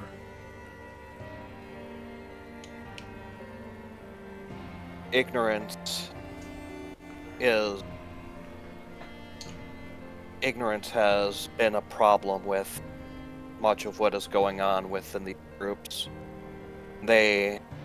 Factions on the ice continent refuse to reach out and understanding with each other. They refuse to understand why do they fight, what do they try and accomplish, and what ultimately they let their presupposition blind them to what ultimately needs to be done, the true course of action.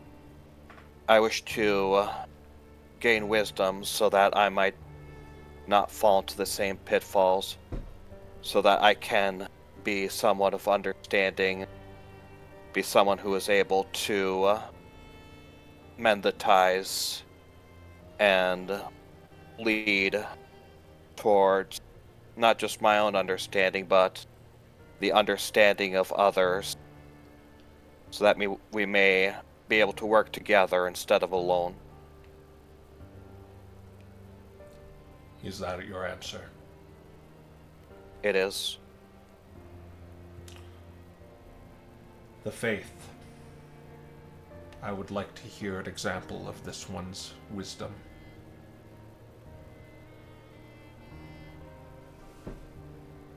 believe his wisdom is the same as his power. He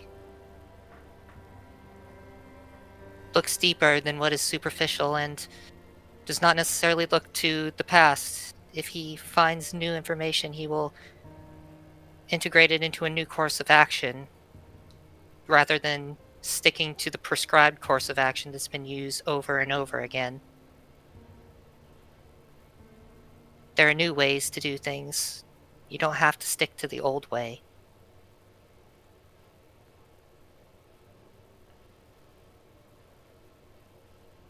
That is your answer. Yes. Now his doubt. With wisdom can often lead to arrogance. And I would like to hear an example of this one's folly. Of any example of his folly. The path to arrogance is going to be led by your desire to connect to others, by trying to be with others and work with one another. You may forget the time that it takes to be alone, proud of the accomplishments of others, while being blinded to the needs of yourself, the need to be alone. Connection is not just about speaking with others, but withdrawing and finding new connections to make sure that the old ones are not blinded.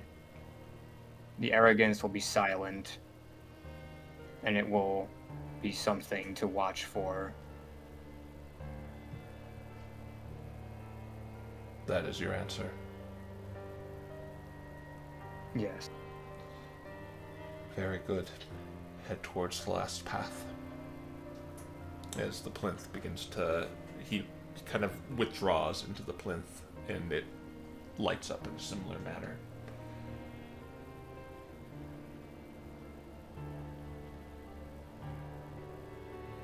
Alright, one more.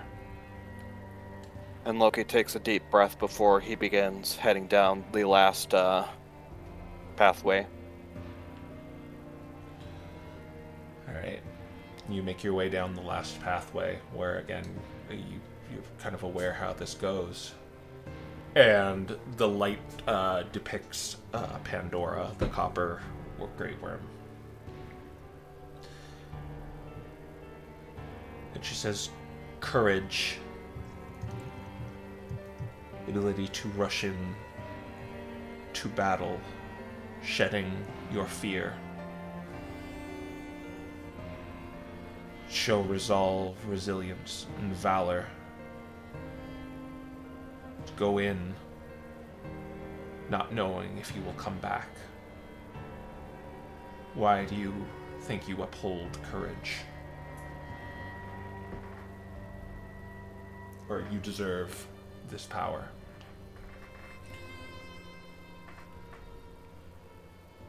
I will face many difficulties along the path. It will not be an easy path, and there will be many times where it'll feel so much easier to just turn away from my oath, turn away from my beliefs, and take the easy road, but I'll need to stand tall, and I'll need to walk this path regardless. I'll face many dangers, and it may be possible that I will die a second time, but I wish to stand firm all the same for the sake of the people around me. That is your answer? Yes. The faith. Give me an example of this one's courage. Loki turned his back on the ultimate end for him. He turned back and came back to this world not for himself, but for everyone else. He gave up paradise, come back to this dying world, and try to breathe life back into it.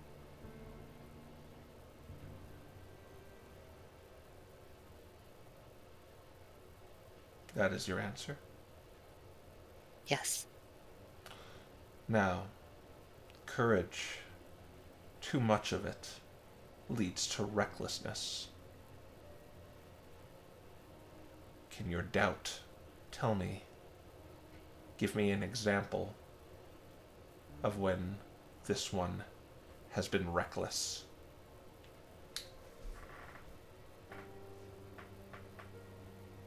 In your desire to save me from myself, you continue to charge down the path after me, with bringing everyone else with you.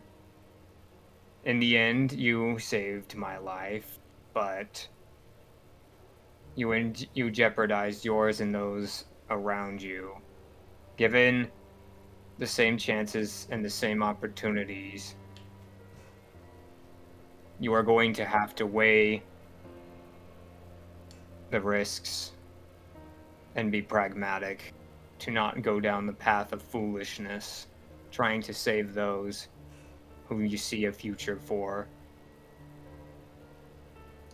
You cannot save others in your own future if the path you choose now cuts it short to save one and lose yourself.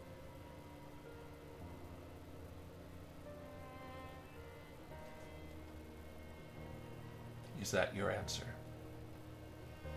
Yes. Good. Go back to the center and go to the final plinth.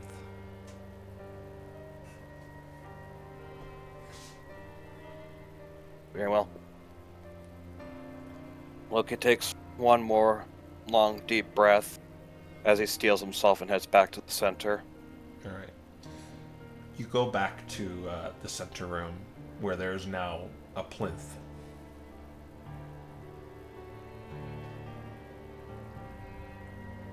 Loki walks up to it. From the light, the form of Alderion shows up in made of incorporeal light. Mediator. Yes. Has the one taking the oath answered everything, and is stout in faith, answered everything in good faith, in earnesty and honesty? He has. And I would say What is his your faith what is is out. what is your impartial judgment on this one's character?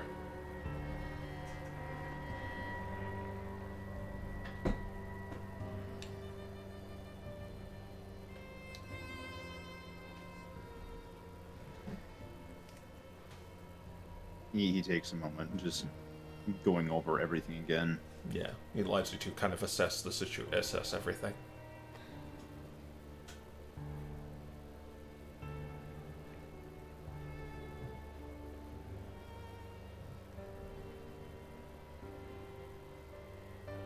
He seeks a righteous cause. Of course, with everything, it is never a perfect answer, and one's doubts always can have weight, but that is something that he himself looks to overcome. I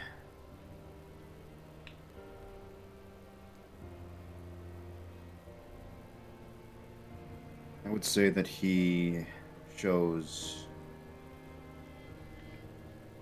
himself as willing and able, though not without flaw, but aware of it.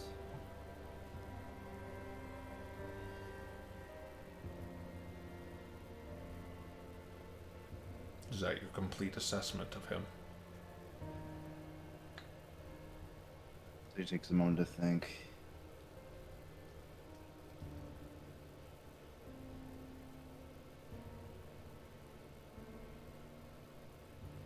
Further assessment would simply be overanalyzing.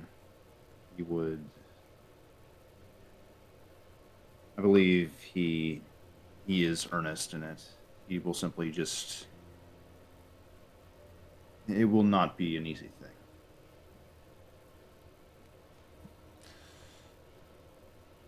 Very well. I would like to hear from him. Everything that has been said by the mediator, by your faith, and your doubt, and your own words. Give me a final oath of what you wish to undertake with the power that would be granted to you. Very well. My oath is this. I will bring peace over war. I will attempt to bring understanding over hatred. My oath is to give people chances to be set back to the righteous path, and only use steel once it is seen that there is no other way forward. It may take time to begin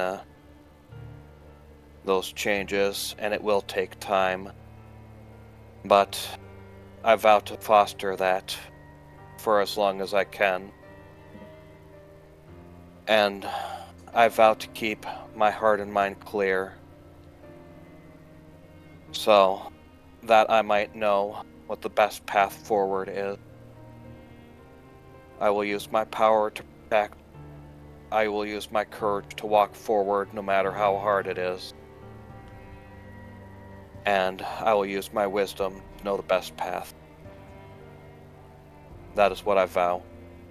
Then with these oaths etched into your heart, name the blade you currently hold and plunge it into your heart. And he dissipates into light. Okay. I was not expecting to name something. Give me a second. You threw me at the name scheme. So long as it's named anything other than Oathbreaker, you're probably fine. No, no. It's Oathkeeper. No, that's what you should call it.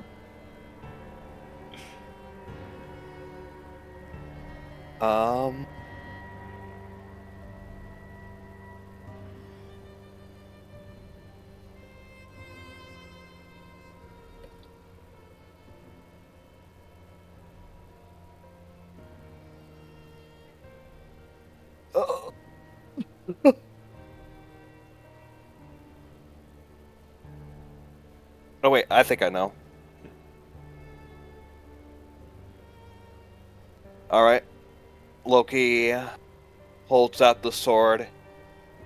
He takes a deep breath and he says, I shall name the sword Lazarus. And he plunges it into his heart.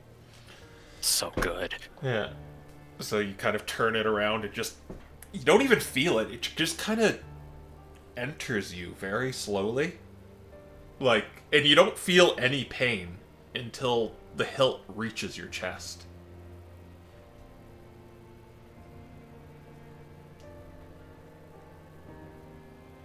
Loki flinches, but he holds on. you don't. Despite the fact that his limbs are probably trembling from Yeah. the pain. No, there's no pain at all. Oh, I thought you said when the hilt. Oh, It's just you to your just chest now, as it like kind of slowly.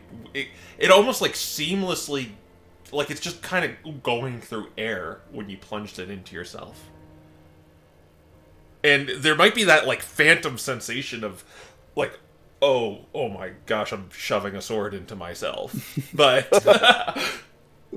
but there's no pain. Like you don't feel anything.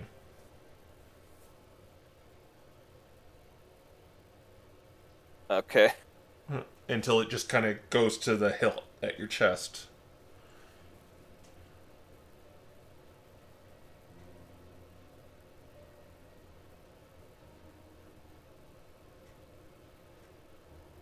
Loki keeps it there for a few seconds, breathing in and out before he pulls it back out. And as you begin to pull it out, it's radiating with the blade now looks pristine, almost platinum, starts slowly sliding out of you.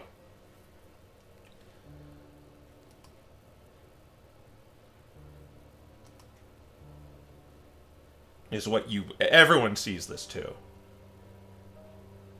Loki looks at it, genuinely surprised. Until you're pulling it all the way out. Yeah. All right. And now you wield in your hands a platinum blade that is just kind of thrumming with energy.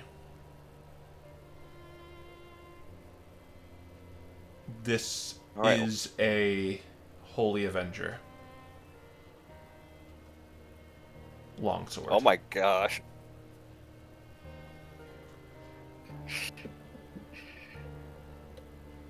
We didn't even have to stab it into a dragon's head for 1,000 years.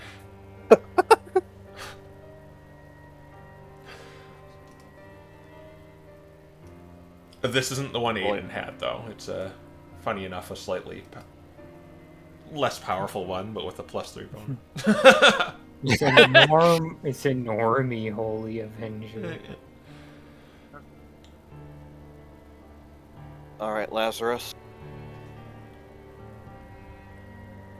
Time we walk this path forward. And he turns back to everyone else and says, "Thank you for taking the journey with me." But there's one I wouldn't- last test. Oh. Sorry. As you see the dragon emerge from the plinth. Your last test is to resolve this encounter. As he begins to grow in size to a gargantuan level.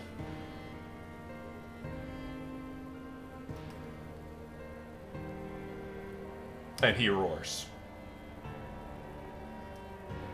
Let's roll for initiative.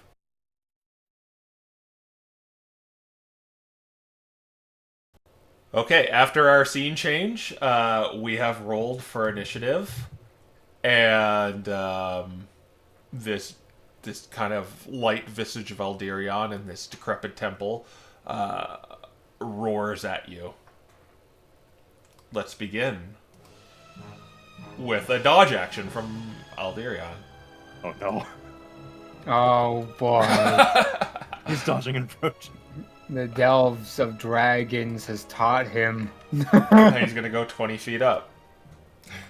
Alright, Sabrina, we go to you. Alright. Not what I was expecting to do.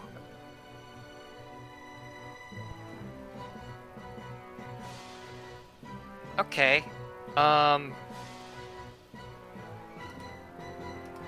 She is going to cast Wall of Force and just make like a sheet of force above them. No, that's not gonna do crap. He's just gonna come down and breathe on us.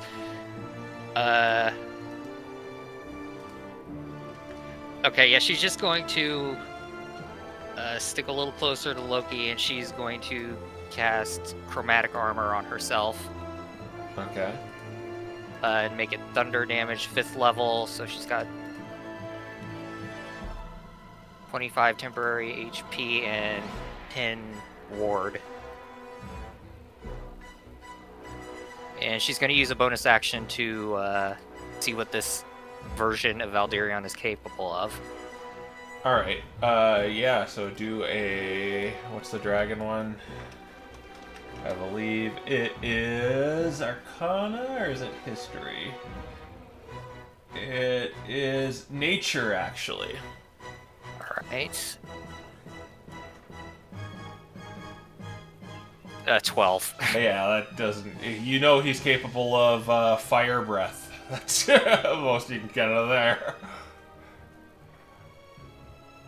Okay. Alright, that's Sabrina's turn. Alright, then he is going to use a legendary action to banish Sinbad. Alright, counter spell. This one isn't a spell. This is just a banish thing. It's not the banish spell. Oh boy. What? This is Okay. this is one of those things that isn't it's not a spell specifically. It's just called banish. It's just what kind of save I should ask. Charisma. I was gonna say it helps us know what it does, but I don't know what it does actually. Yeah. So yeah, it's a charisma save. Yeah, Alright. you're within Loki's force, so you'll get +5 to that. All right. So that's 0, 1, 2, 3 plus 13. 26. This is okay, you don't take 24 force damage, and you aren't incapacitated. Or brought to a harmless demiplane. Yay! Okay, yeah, okay. That's his legendary action, Sabrina. That was Sabrina's turn. I mean, oh right, Sinbad. All right. Well, we're starting out with the fun sauce here, so I'm going to have to use my bonus action to use innate sorcery. All right. You know, no sense in not doing it. Do we have stacking advantage rules? I believe we were You- doing that. Yeah. Okay. I don't know if I'm gonna go for it, but it might influence the turn after this. I'm going to move up so that way. Actually, how close I have to be? Ba ba ba ba. You have to be part of the storm. 10 feet. Okay, so he's too far away for this trick. No. Stick to the end of here and do just normal things that people do and cast mirror image. It's buff round. Alright, so we get the 3 mirror images that I'll denote with a blue 3 unless I start flying. And that will be my turn. All right. He's going to basically do a flyby on you, Sinbad, as he's going to attack you with a pounce. Alright, he has disadvantage because of the cloak of displacement. All right.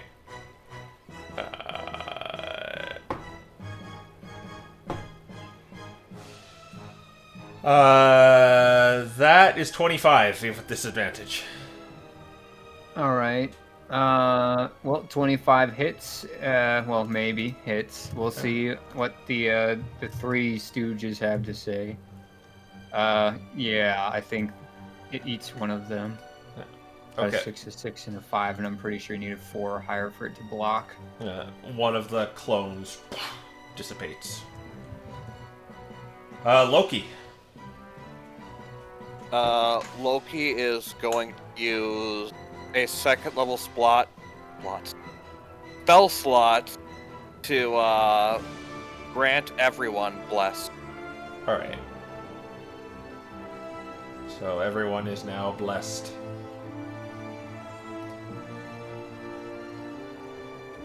And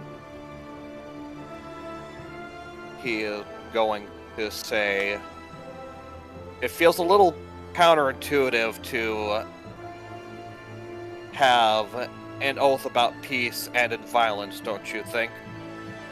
No, I'm Is this pretty really sure. how we should be ending this trial?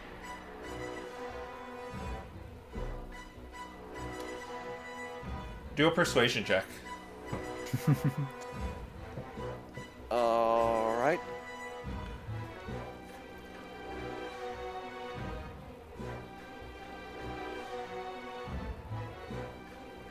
Uh, 23.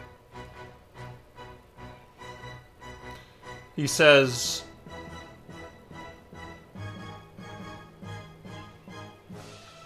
"So what will you do about this then?"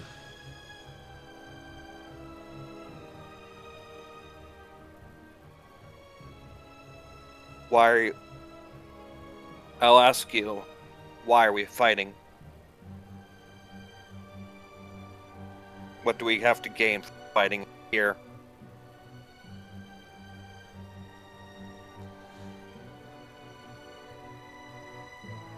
He says back to you,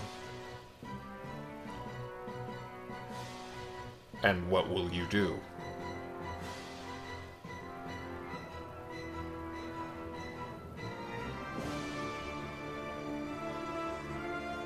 What I will do is, if you insist on continuing this fight, then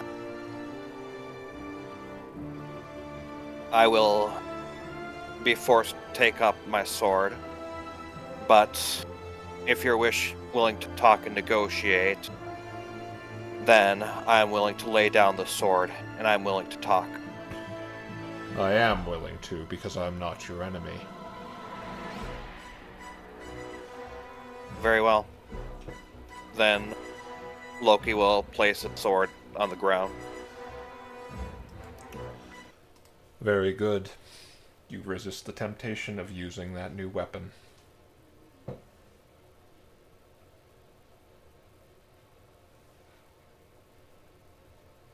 It is time you returned.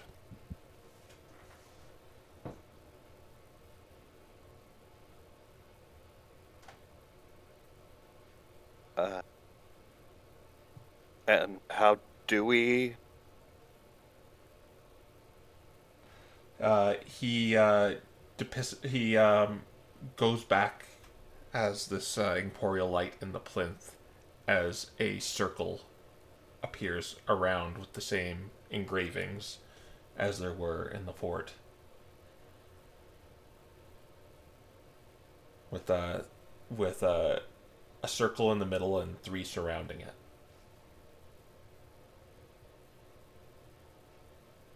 Loki walks to the circle in the center. Sabrina takes her spot. The 3 Sinbads take theirs. After a minute, they kind of go away. But yeah, and yeah, you're standing in them.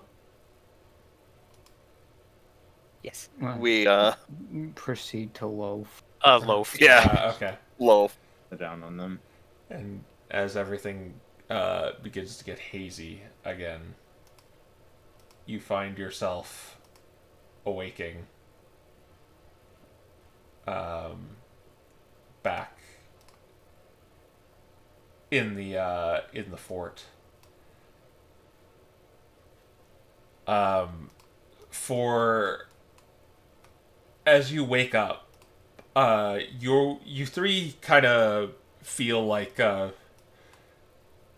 it sort of felt like a dream, but it didn't because you vividly remember it and felt it. But you awaken in this back in this circle, except in Loki's hand is now a sword that is gleaming with pristine platinum brilliance.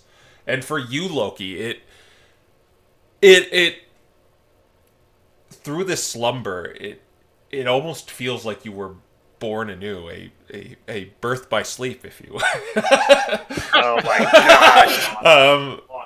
I just realized that halfway through, but it does feel like you've been reborn just like a few days ago, and it feels like it again, but with this rejuvenating energy now of the everything said there and promised and felt, said by your companions and yourself. It just kind of resonates through your body now. Almost as if it's a power.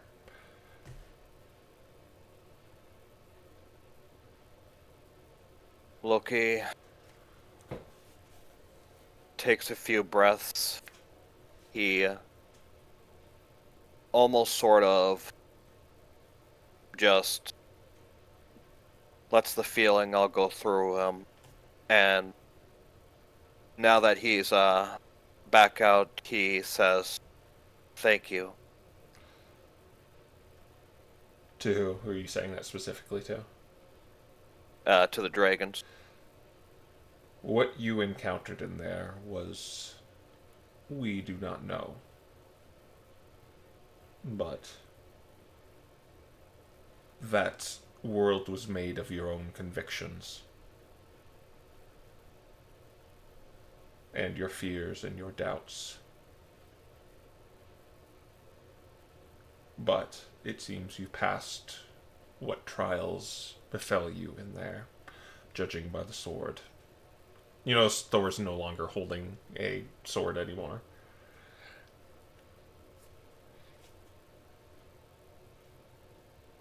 Yeah, I feel different. You were imbued with the power of faith before, but this is more a power of your worth and your capabilities. And just as they were granted to you, they can be easily stripped if you stray from the path you promised. I'm not perfect. No man is, but I will follow my path to the best of my abilities. And this isn't a thing we can judge you on. It's something you judge yourself. Therefore, no one knows you better than you.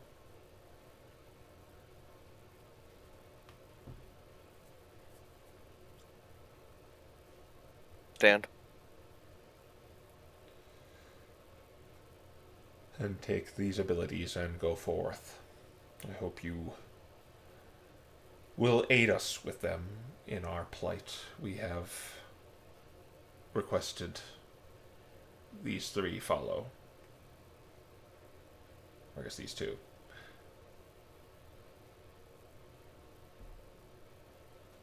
I will aid you to the best of my abilities. I believe the path you guys want will be the best way to destroy the Ring of Winter and stop the endless cold from seeping across the land. So, let's work together. Very well. Now, I have a book to read. He starts going back to the library.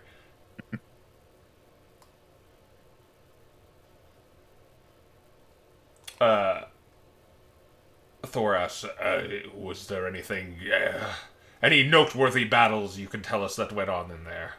So give the bards a story to sing about.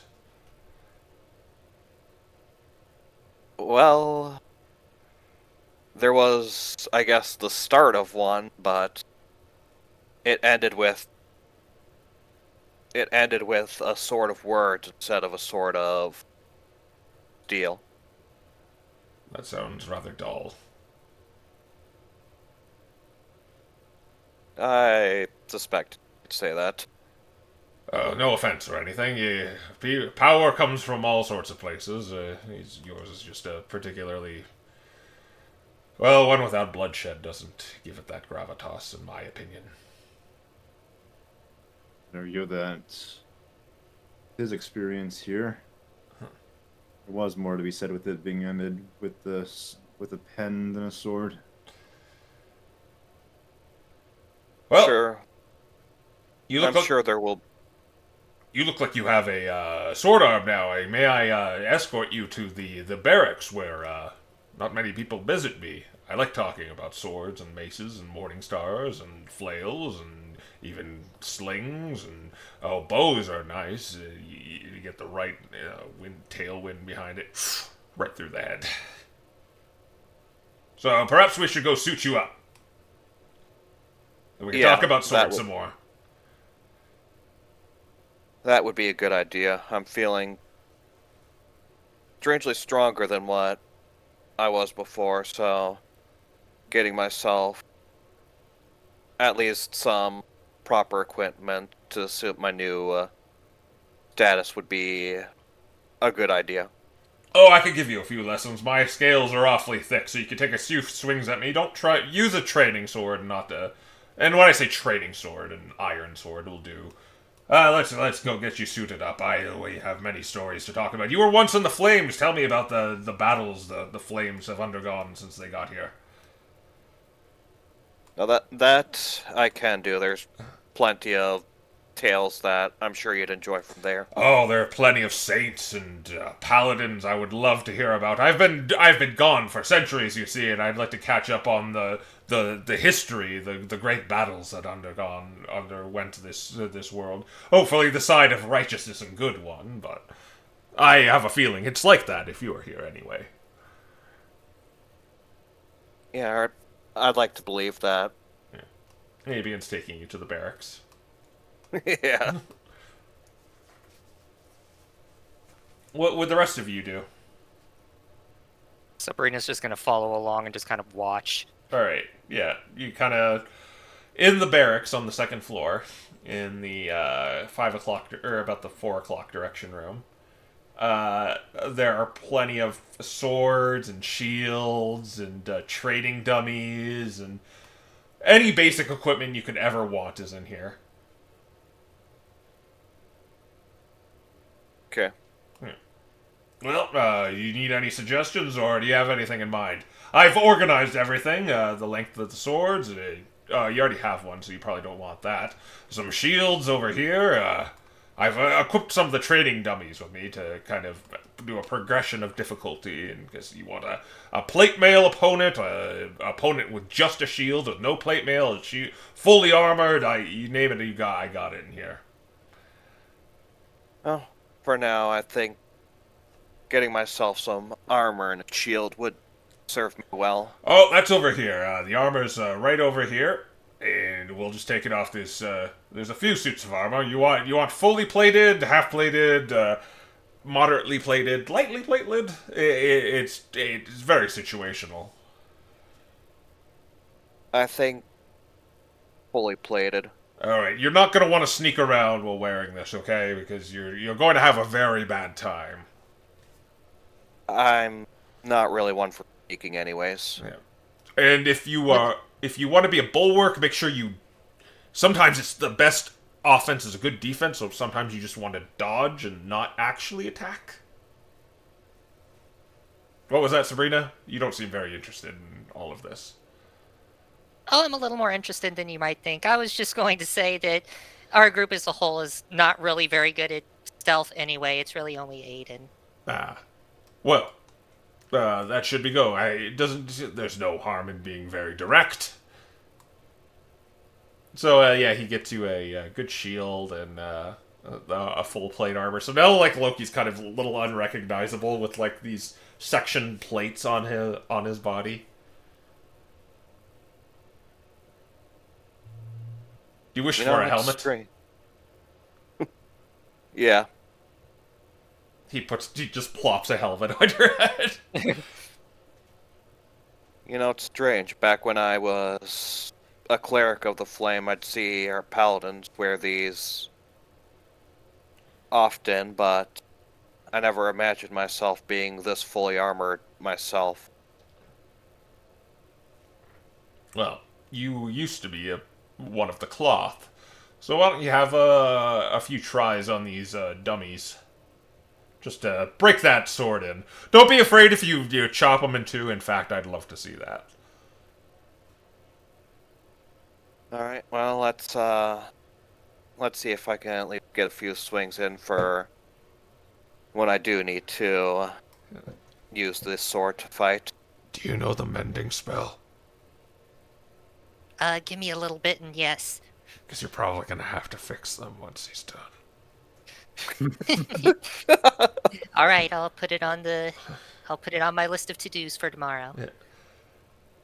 And basically, it's just like kind of Loki's gonna go at it with these, just becoming kind of martially proficient with these training dummies.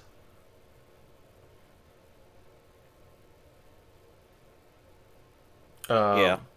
What would you be doing, Sinbad? Well, I think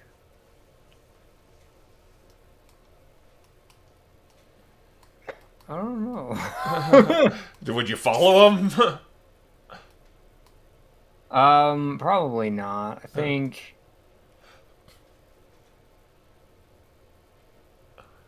I'll go visit Alderion. That's the only thing I can think to do. All right. All right, you go like back where he seems to be like getting out a book, and then he looks over and he just kind of rolls his eyes. What now?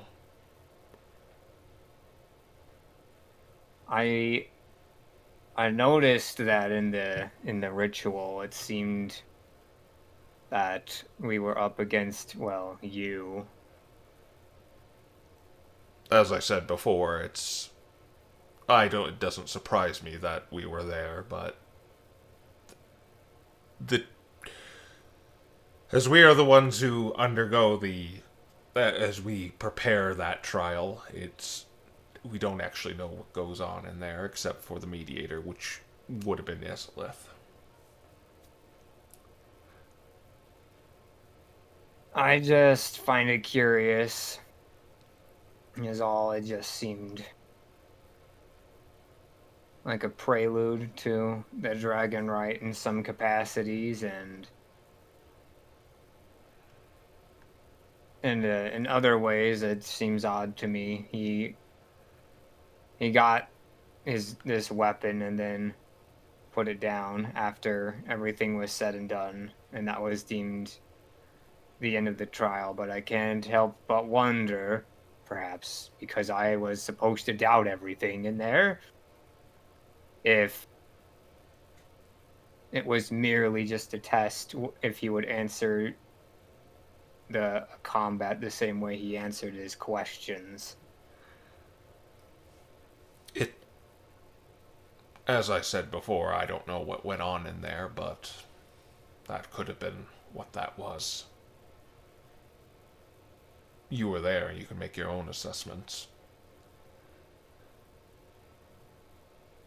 I guess so. I am not well versed in these rites, so I'm just curious if it was meant to test what you wanted, or if it was meant to test one specific outcome.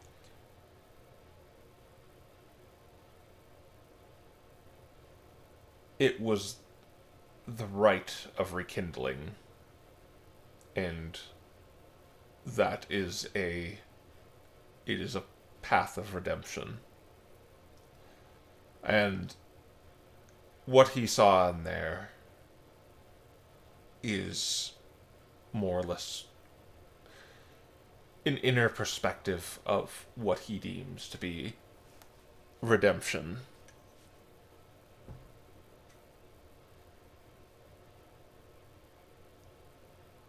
Hmm. What is promised instead reflects the trials that lay in there.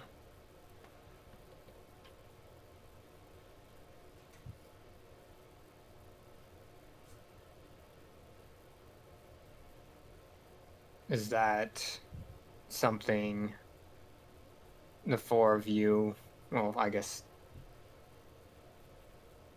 yeah, the four of you represented together? Yes.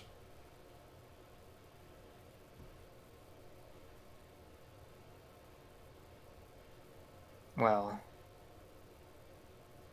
that I think might help us find Aslith then, potentially. What do you mean? But if he is sworn into that path, the blade came out platinum. If Aslith were truly gone or repressed, would that not have failed? This isn't like the dragon rite. It requires certain rules rather than the great worms themselves. It's just we're well versed in this ritual. It's quite an old one.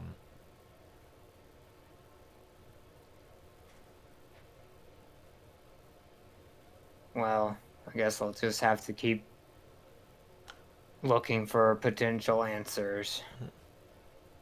And I do not fault you for that. In fact, that is very wise of you.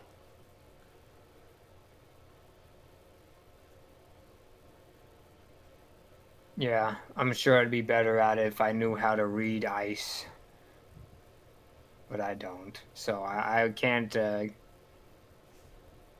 read the books in here, unfortunately. So I'll have to try to procure answers somewhere else. Well, I teach you, but you seem to be out and about a lot of the time. And it takes more than one sit down to learn a language. Yeah, it takes too much time to learn how to make tea as well. Mm-hmm. For the record, your sister liked the tea I brought down to her when she was observing Loki's body.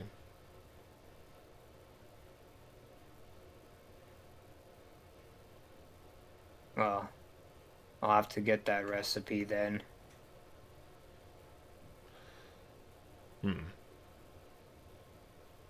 Is there anything else you need before I try to indulge myself?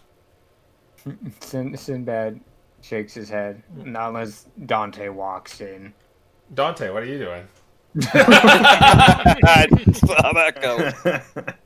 I feel like it's kind of a weird situation since like everyone else is already out and about. Like, well, he was kind of here watching over Loki, and at this point he thinks, well, Loki's fine. Yeah, you saw I'm a them lot go. better, so. You saw them go. You saw Sabrina, Thor, and Loki go upstairs, and you watched Sinbad go towards the library. Yeah, I'm just in that moment of like, I don't know what to do. I don't really think I'd follow either of them, is the thing. So, I don't know, maybe I'll actually head back to the war room just to kind of look over the map again, sort of like see just in case, like, more just in the back of his mind, like wondering where is the other team in case we need to worry for that in the future. So. All right. When you go into the war room, you see Vanitas in there.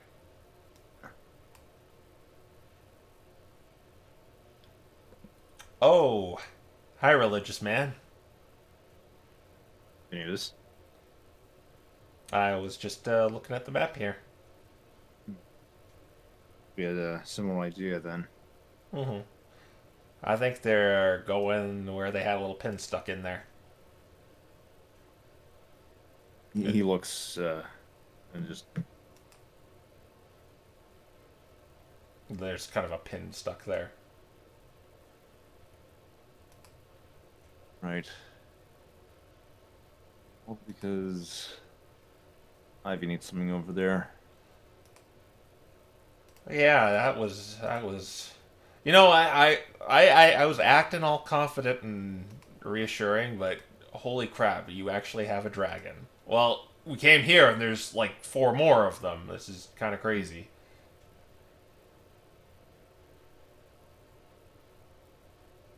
Honestly, the fact that there were more was less surprising than I expected after, well, I mean, we've met Ivy, that was her brother. She had a brother. Or she has a brother? Had. Had. As in yet. Oh wait, I heard about that. I was gonna go look into that. That was an Iron Brooch, right? That's where Proteus and the cat offed one of my guys. Well, I say offed, but they sent him to the clink, which is as good as dead.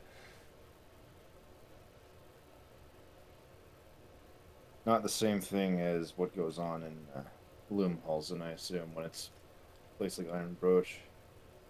Well, you seem like a very sensible guy. So, how do I Just can, looks over.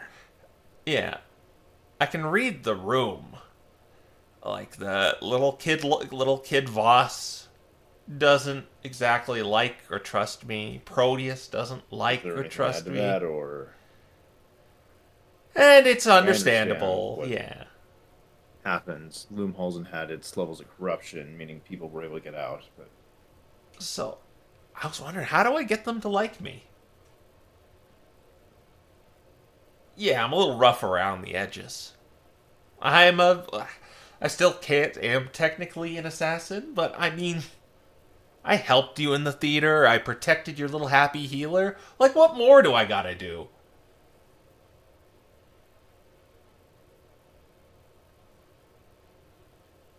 I mean, you'd have to ask Proteus in that one. Even he still doesn't trust you. Yeah, I know. So, I mean, I did try to kill him, but that was just to get under his brother's skin. And like, I'm not gonna do it anymore.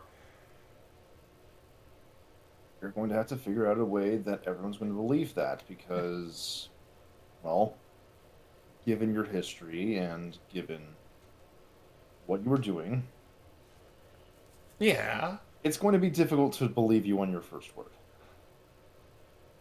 And how else am I supposed to put it? It's very much just past actions are going to speak for you. Okay, but you'll vouch for me if they start like, oh yeah, who's gonna trust the assassin? Oh yeah, you're just a cutthroat and a stophart, that sort of stuff. I can count on you to like, lean over to my side a little bit. Should tell him I'm not that bad. Can I count on you not to leave us the first sign you get a chance to work with the Queen? Look, I might be an assassin. I might be a cold-blooded killer, but I am not a traitor.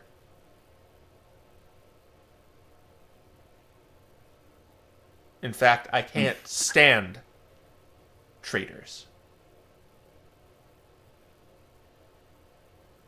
Well, unfortunately, that sort of thing is going to be very hard to prove, I imagine. Oh, not you Kinda. two. No, I'm not saying I'm going to assume. I'm saying this sort of character does tend to go hand in hand, especially if you're being paid. If I'm being paid, I stay loyal to whoever paid me.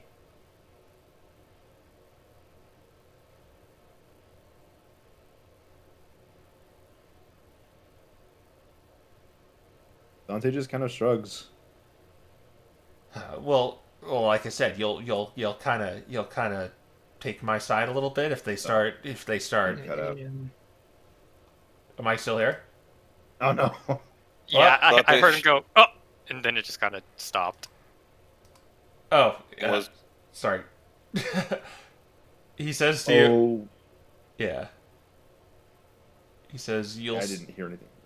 He says, well, if they start saying like I can't be trusted, and you'll smooth things out for me, right? If you're in the same room, right? Like I'd ask I'll see if I Malcolm. can. I'd ask Malcolm, but he's a little too dumb, and no one. Point like okay, yeah, like they treat him like an idiot.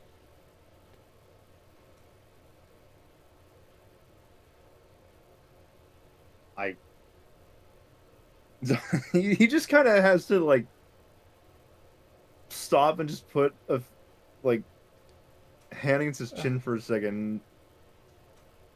They put no value in what he says, but you know, is that fair? Is that fair judgment? I mean, yeah, he's a little slow, but he spelt some pearls of wisdom. You know, a broken clock is right twice a day, as they say. I wouldn't say it's so much we ignore him as it is. There are times, of course, that his ideas are obviously something you have to shut down. It's hope that he gets better.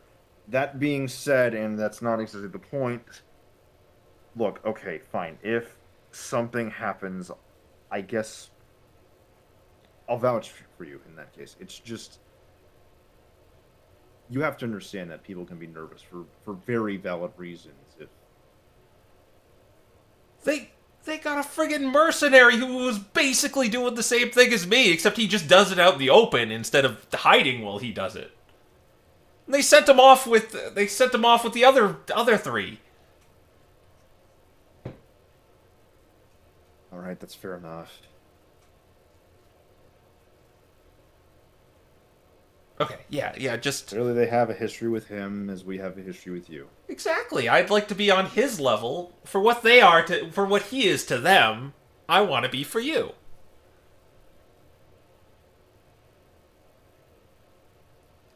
And you know, when this is all over, I'm really pushing for Kid Voss to pardon me, as well as you guys, because you know you're gonna be in big trouble if you show up back in civilization. Yeah, I think you like. I think you just. I think you. I think you killed Resfeld.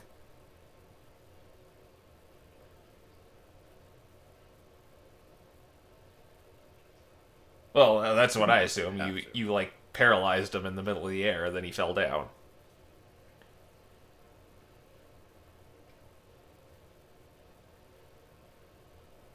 I didn't want to have to. Well, yeah, that's what I'm saying. That's why I'm trying to push for the whole pardon thing. And I'd like a government job as, you know, as the spy master. That sounds, you know, that's really. I'd rather be spy master Vanitas than assassin of Vanitas.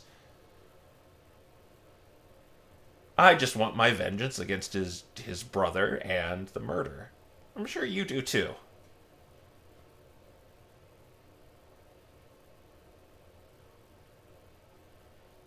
I guess the only thing I'd redefine is instead of vengeance, justice. But Yeah, they're I can get it. basically the same things at the end of the day.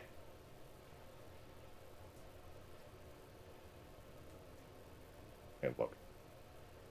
I'll try to smooth things over. Great, thanks. All right, yeah, this is gonna be fine. I'll prove myself to you. I'm not gonna go join some thieves. What? You thought I was just gonna go join some thieves just because I'm an assassin and they're a bunch of brigands? They're two very different things. One kills people, the other holds up people. But that's not the point. He just raises a brow at the description.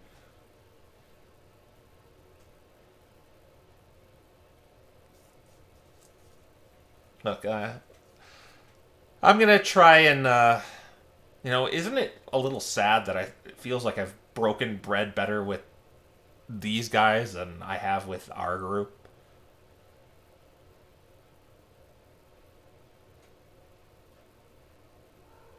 No, I taught that Flareon kid how to, like, you know, jab a killing blow a fish. So see, I'm a nice guy.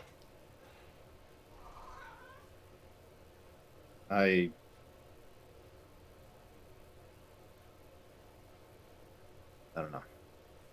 I guess there's just the animosity mainly. I think is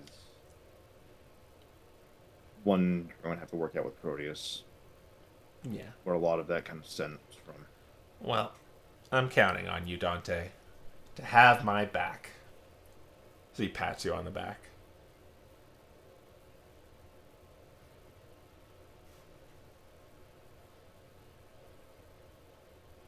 What were you doing in here anyway? I was just looking at the lay of the land. Trust me, I didn't expect to be here, and I'm just seeing, well, where exactly we are. Fair enough. I think it's important we get ourselves our bearings and figure out exactly, well, how to navigate this frigid wasteland. Well, during our big conversation, I believe, the, what was her name? The little fox girl. She wanted to get in, like, a mage tower. Do you think if I found a way to do that for them, they'd like, trust me? Because I'm pretty good at getting into places. That's certainly one way. Great, then I'm going to go to the library.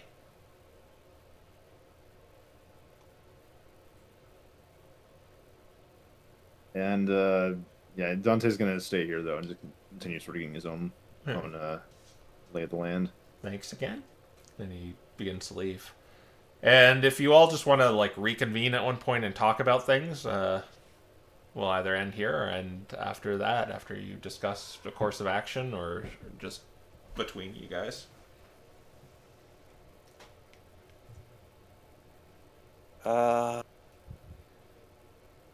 I think.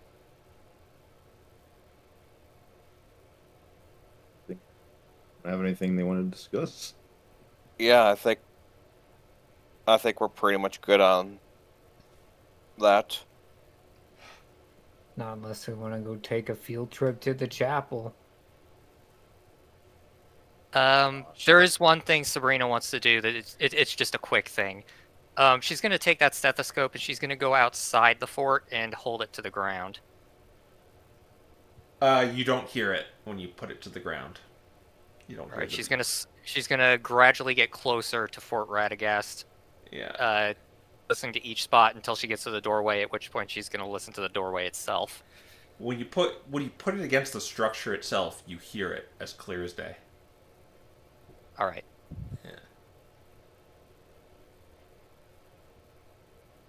Yeah. Is that what we're ending on? Ending on experiments in science. Yeah. All right. Yeah. So we'll end right there, ending our brand new series. All right. Yeah. That was great for. It's one of those things that I actually prepared for, but it was like we were all together and we were like, "Hey, let's do it." So yeah, a lot of this was just flying off the seat of my pants. It was great. It was still good despite that. Yeah. All right. Well, you kind of getting an inkling of how this is going to go with the teams kind of spilling into each other sometimes. So maybe next time we'll be in the middle of the ice continent. But until then, I'll bid you adieu. Bye, everyone. Bye. Bye. Bye.